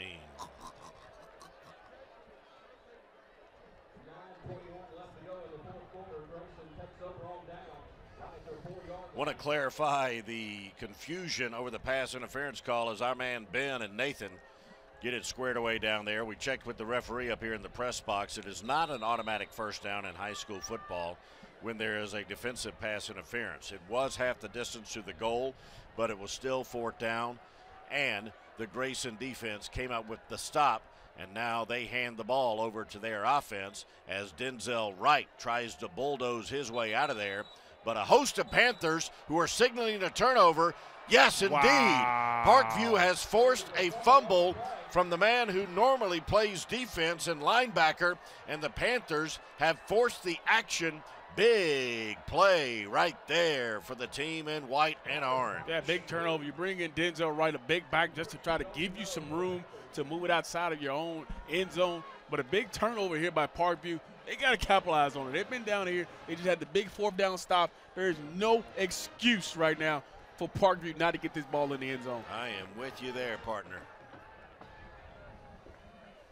So now it is first down and first and goal from the 3-yard line for the Parkview Panthers. Grayson stopped them on a 4th and goal, and then on Grayson's first down, their regular linebacker, turned running back tonight, turns the ball over, and now Parkview scores a touchdown off the turnover. That pass is complete to Tyler Fleetwood. Touchdown, Parkview. That's why you do it. That's how you go right at him right away. You don't give him any kind of confidence defensively to get back in this. You go after him and get a big touchdown. Good job of throwing that ball to the outside shoulder. Defense tried to undercut it, but good job of trying to undercut that football. But Jack Chambers throwing a good ball on the outside. Now they're on the board. We have a ball game. 9 minutes to go in the game. Eric Autry's kick is up and good, and Parkview has made this a 6-point Grayson ball game. Defense stepped up. They converted. You're watching Friday Night Football on WSBTV.com, presented by the Georgia Lottery.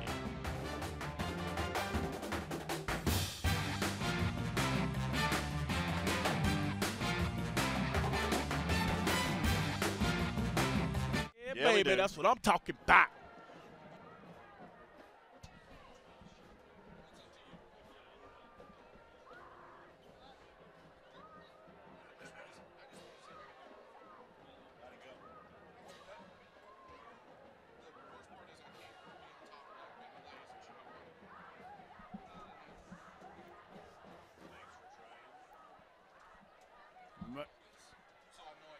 Under 30, you're under 30.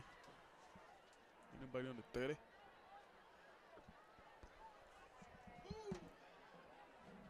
Cat Daddy.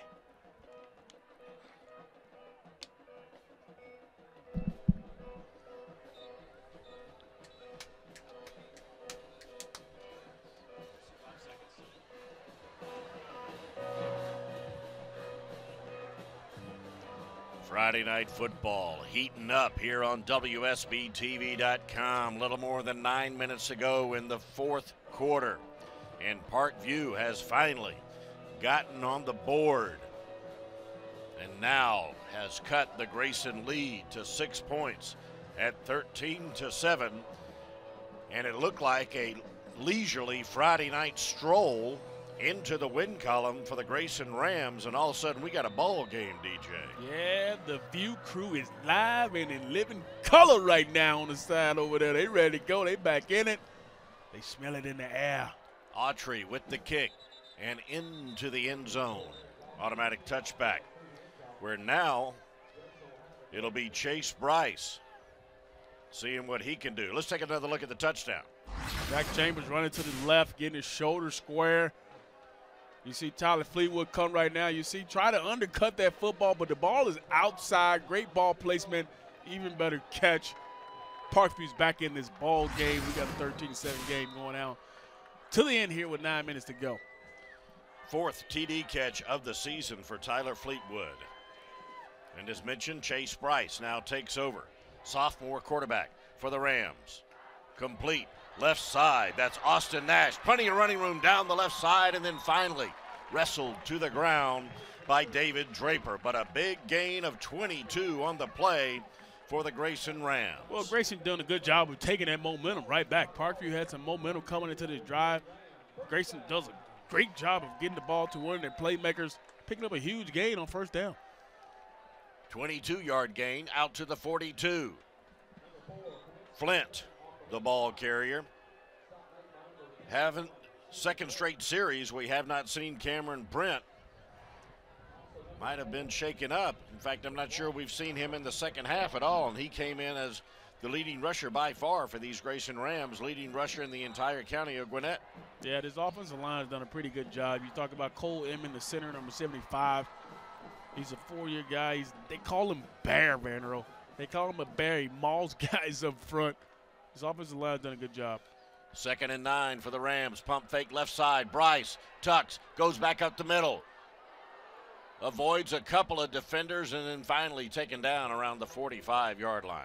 Grayson tries to come back and run the same screen and go that just made a big play, and Schuessler actually trips up. And there you can see him on the sideline. Not sure what's going on with Cameron Brent, but he's off the field right now. No gloves, he got his helmet, but curious to wonder what happened to him.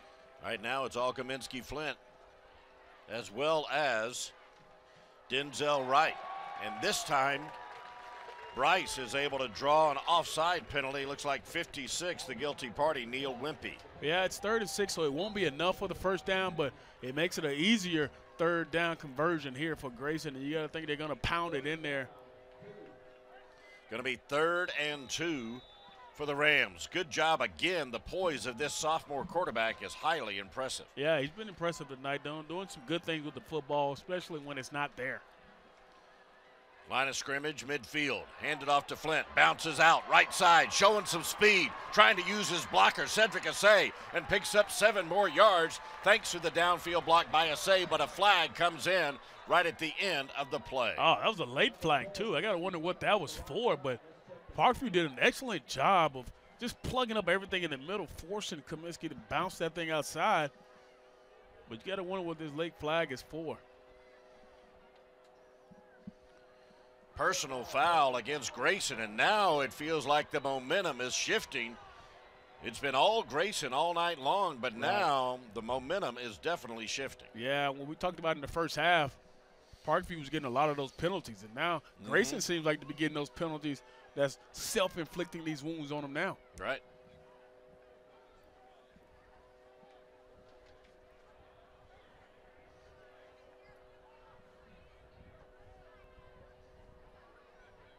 David Quilliams, our referee.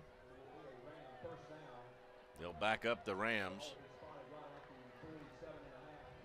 Well, it'd be a first down because it happened after the play, so it'd still be a first down. They still take it back, but they pick up the first down on the particular personal foul.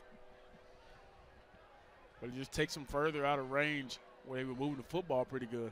Moving the line of scrimmage back to the 48-yard line.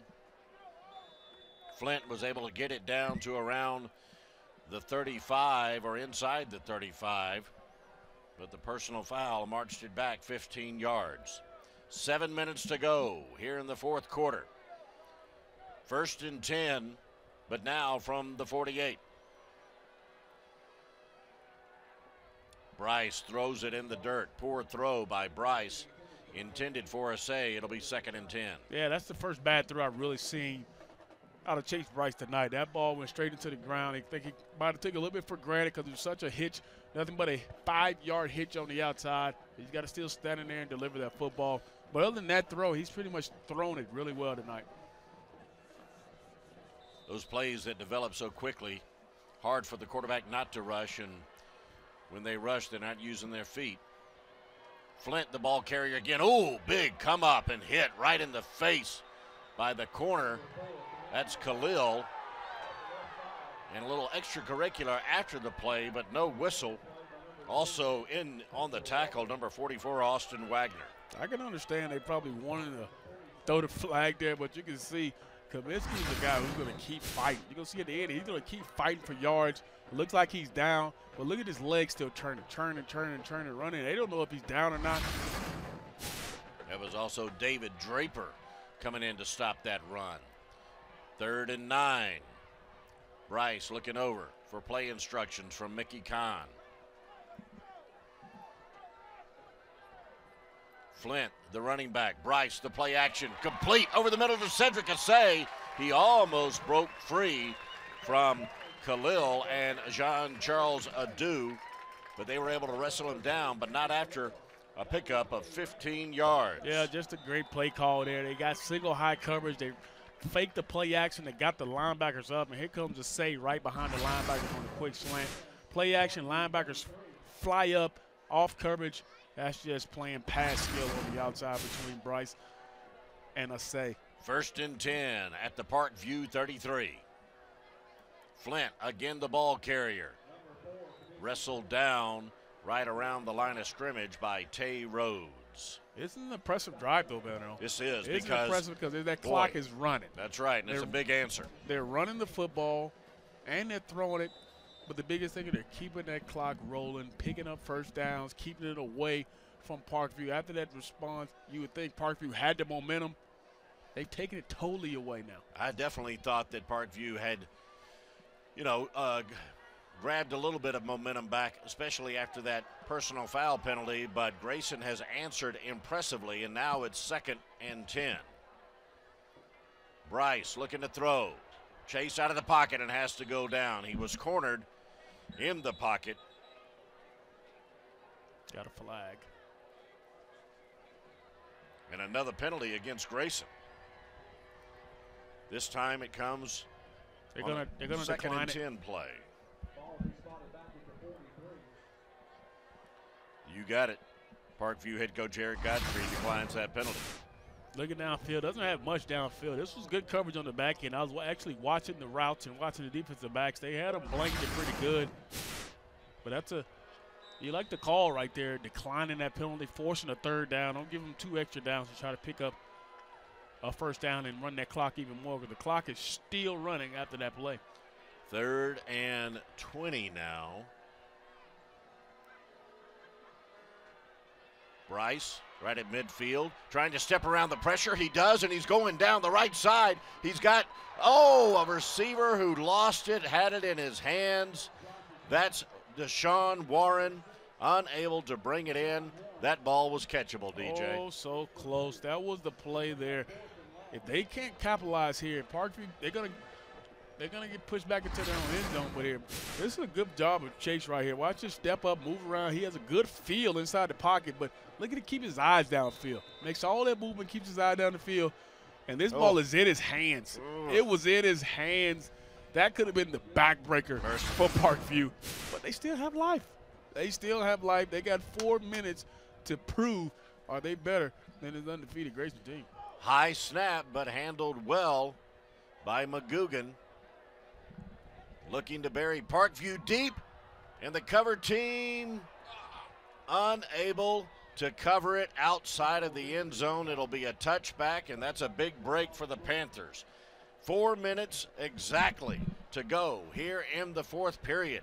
Parkview trailing by 6, but now with a fresh set of downs, and they'll start a drive at their own 20-yard line, and we'll see with 2 timeouts remaining and 4 minutes on the clock how much Jack Chambers will try to pick up on the ground as opposed to the air. I think they have to go to the air. They haven't had much running the football besides with his legs, right, though. when he's running. Yeah, when he's running, that's when they've been successful. They haven't had much by the running back position, but he has to get it going. If he's going to get them down the field, it's going to be a combination of his arm and legs like we talked about in the open.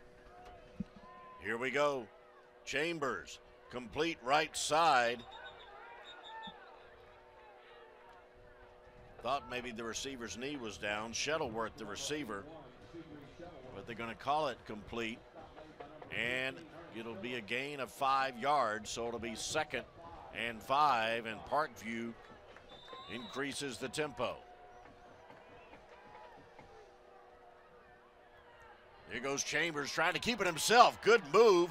Picks up the first down, gets it out beyond the 30-yard line. That's what you got to do. They had a player there ready, sitting there waiting for him, but he's such an athletic player. He can make one guy miss, and that's what you want. You want your big playmakers on the outside and the perimeter trying to make plays for you, especially right now when the game is on the line. Clock is ticking. Chambers, left side, wide receiver screen, in and out of the hands of Garrett Fowler. He has to give him a catchable ball there. They got a good play set up. This is just pitch and catch. This is like throwing, you're getting warmed up. This is a play he has to do. We've seen this 2 or 3 times tonight, him overthrow this football into the sideline. He has to just make this throw nice and easy and move the chains. Clock stops, 3 minutes, 18 seconds to go. 2nd and 10. Keeping it on the ground. Cameron Watson, the ball carrier, bounces outside and threatens the first down marker right at the 41-yard line. That's a good, hard, tough run there. That is. I like him getting north and south there. Oh. Got a flag, comes in. And it looks like it's going to be on Parkview, nullifying that good run by Watson. I mean, what do we expect? I mean, yeah, they had a good play. Should have known it was coming. No kidding. Illegal shift. Tough call. Tough for Parkview after a hard physical run. It was going to be 3rd and 2 or 3, maybe even 1 there. No, it'll be 2nd. It'll be 2nd down, 15 to go, and the line of scrimmage back to, oh boy. Yeah, they had a chance. Like I was just saying, they had a chance to get that football within 1 yard of the first down to keep the chains moving. Now they're forced all the way back again. Line of scrimmage at the 26, 2nd and 15. Pass rush. Pushing Chambers out of the pocket, trying to stay alive, and dragged down to the ground by nose tackle Chris Martin. Chris Martin moves really well for a nose tackle. He's 6'2", 245. Yeah, he runs really well. He's able to run down Chambers right there to keep his clock rolling, but most importantly, it's 3rd and forever right now. Indeed.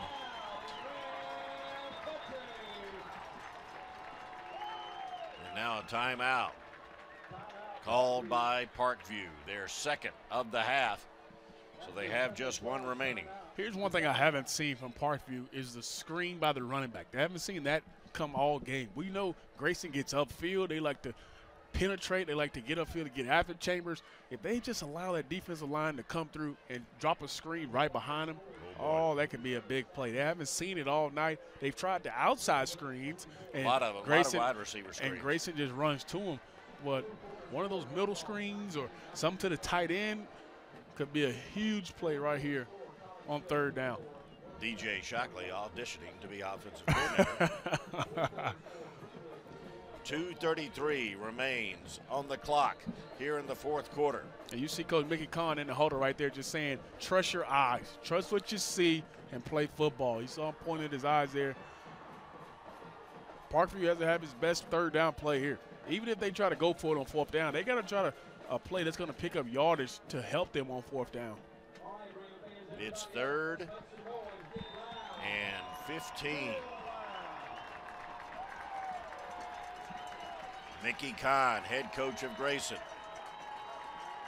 Huge play in the ball game.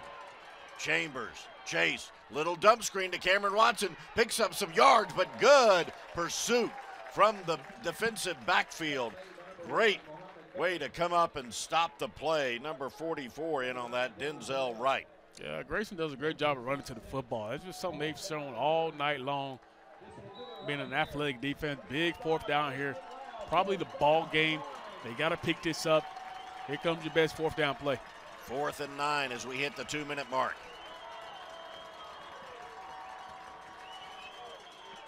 Chambers again harassed. Still trying to look downfield. A flag comes out, and Chambers cannot connect with his receiver, and where the flag is, it's most likely holding. Indeed it is, against the offense. That penalty declined. Grayson will take over on downs and just run out the clock. And what happened there was number 91, Mikhail McDaniel, was lined up against Jake Cooper. Jake Cooper just had too much. He had too much on him, and he had to grab him. Good rush on the outside by Mikhail Daniel. This defensive front has a good job. You see at the top of your screen, number 91, he's going to come around that right edge. You see Cooper's going to come around. The extra pressure, you can see the hole right there. He pulls on him. They're going to call that every time. And there you see the pass falling incomplete. So Grayson with 1:48 to go here in the fourth period, and a lead of 6. And the ball at the 32 of Parkview will just snap it a couple of times and run out the clock. Grayson came in ranked as the 5th team in the state of Georgia in the highest classification, 6A. Came in with a 3-0 record.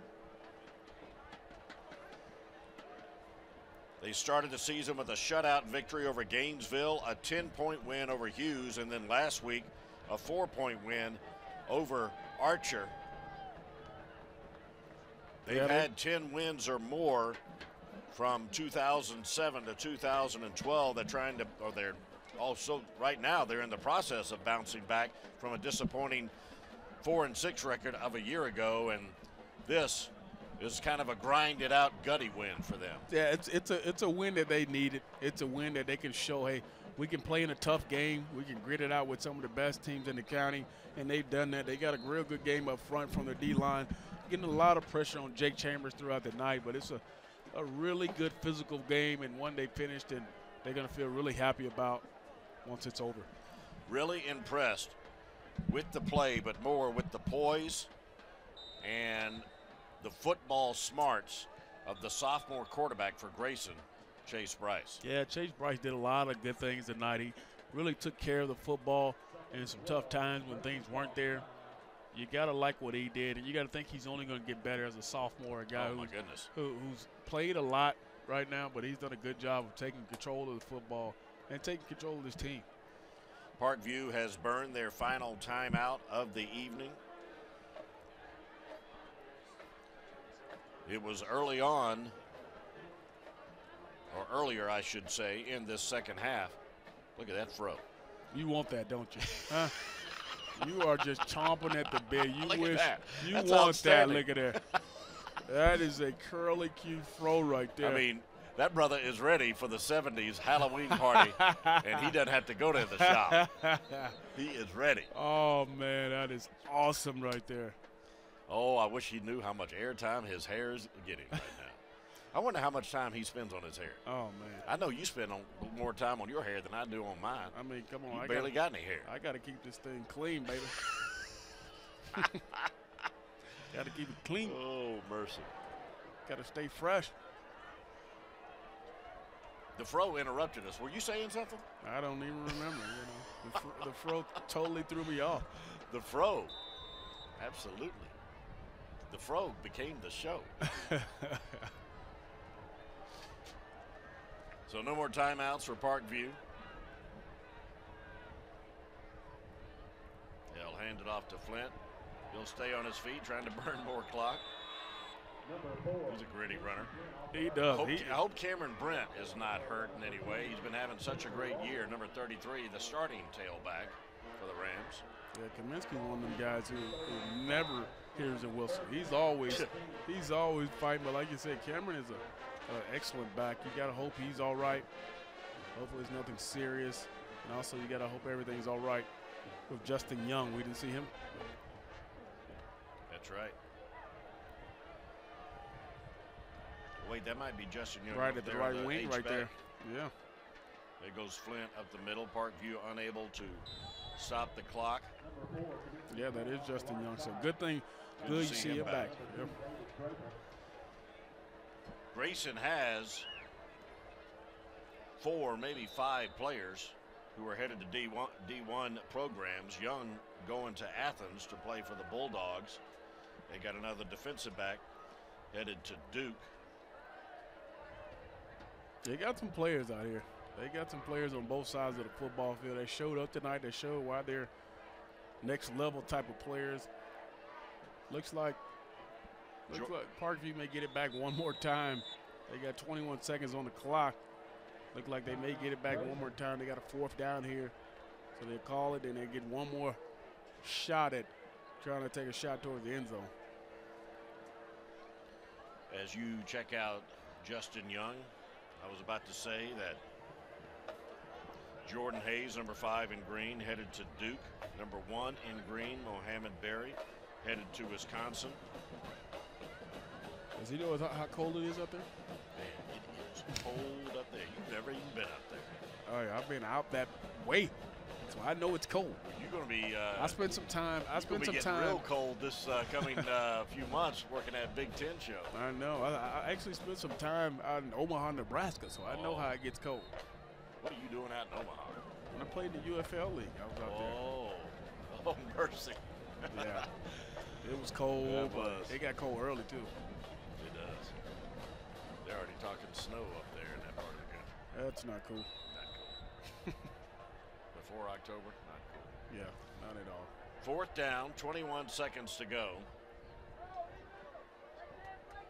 So they hand it off to Deshaun Warren on the little end around. And I don't see any reason why that's not the last play. Well, they get the ball back one more time. I was 4th down, so they get the chance one more time. They get one more. Ball goes over on downs. Yeah, they get one more kick at it to see if they can possibly do something. But you know, Grayson's in there prevent defense, going to have their best cover guys out. See Cameron Britt there, who didn't play much in the 4th. Lots of smiles on that Grayson sideline as they feel the wind is very close. Line of scrimmage for Parkview just inside their own 30. Grayson has defenders at midfield and beyond.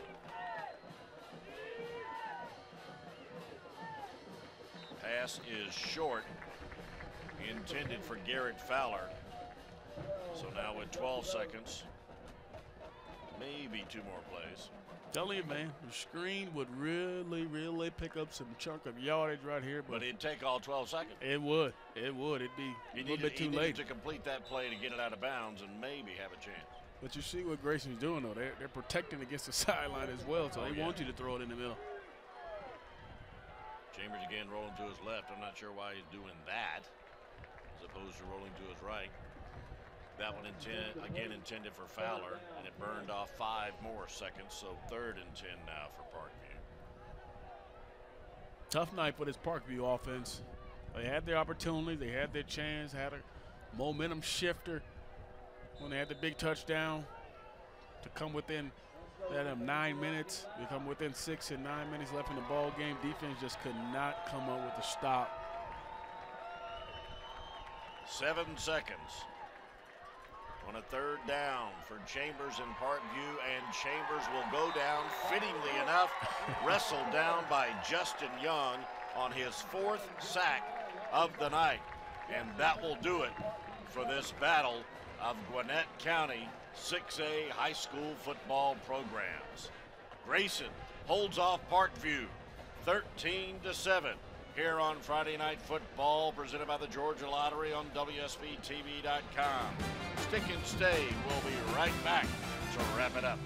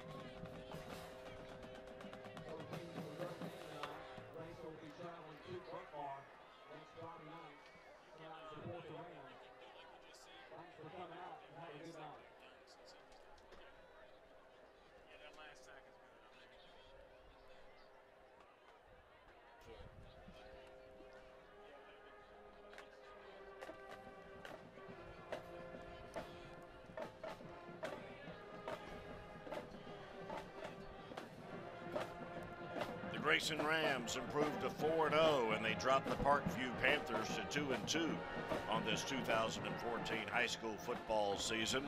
We thank you for watching. DJ Shockley, Van Earl Wright. Grayson seized control of this contest and never relinquished it throughout the night. Parkview showed a few signs of life, but it was all Grayson. It was all Grayson. They made a few plays on offense. They made what they need to make to get the score up to 13-7. But this game was won by Grayson's defense. They got after the quarterback. They got out of Chambers. They kept him uncomfortable all night. He made a few plays, but at the end of the day, when they needed to get to Chambers, they did. Let's show you what happened in this contest as Grayson took control early on with some long aerial attacks. Chase Bryce down the right side and over the middle to Assay for the first score of the game. Yeah, big play by him. This was actually the first drive of the game. You would think they would be able to move the football all night, but it didn't happen. And here's the big touchdown here late in the ball game to get within 9 minutes of this ball game. But the biggest thing what we talked about with this game was the defense. The defense really secured this ball game. For Grayson, they ended with almost 7 sacks. Justin Young had 4 of his own. Just a quality defensive effort by this Grayson team. And I think when they look back late in the year, they're going to look at this game and say, this was a defining game for us, playing in a tight, close game that helped us. Denzel Wright, number 44, came into this game with 34 tackles thanks to a 23-tackle performance a week ago. He was a force defensively, also a force offensively, carrying the ball a lot, but it was Justin Young with those 4 big sacks. 4 sacks by a high school football player in one game is impressive. Yeah, here's the sack to end the ball game right here, and it's Finley that he made the last sack to end this ball game because he was all over the field. He pressured him throughout this ball game. You see him putting the 4 fingers up. He really dominated whoever was in front of him all night long. So Grayson stays undefeated and improves to 4-0, and they're in good shape in their region number 8 in Class 6A. For DJ Shockley and producer-director Stephen Lawler and our entire hard-working crew, I'm Van Earl Wright, thanking you so much for watching another edition of Friday Night Football from the Channel 2 Sports Zone, presented by the Georgia Lottery on WSBTV.com. We'll be back next week. Stick and stay.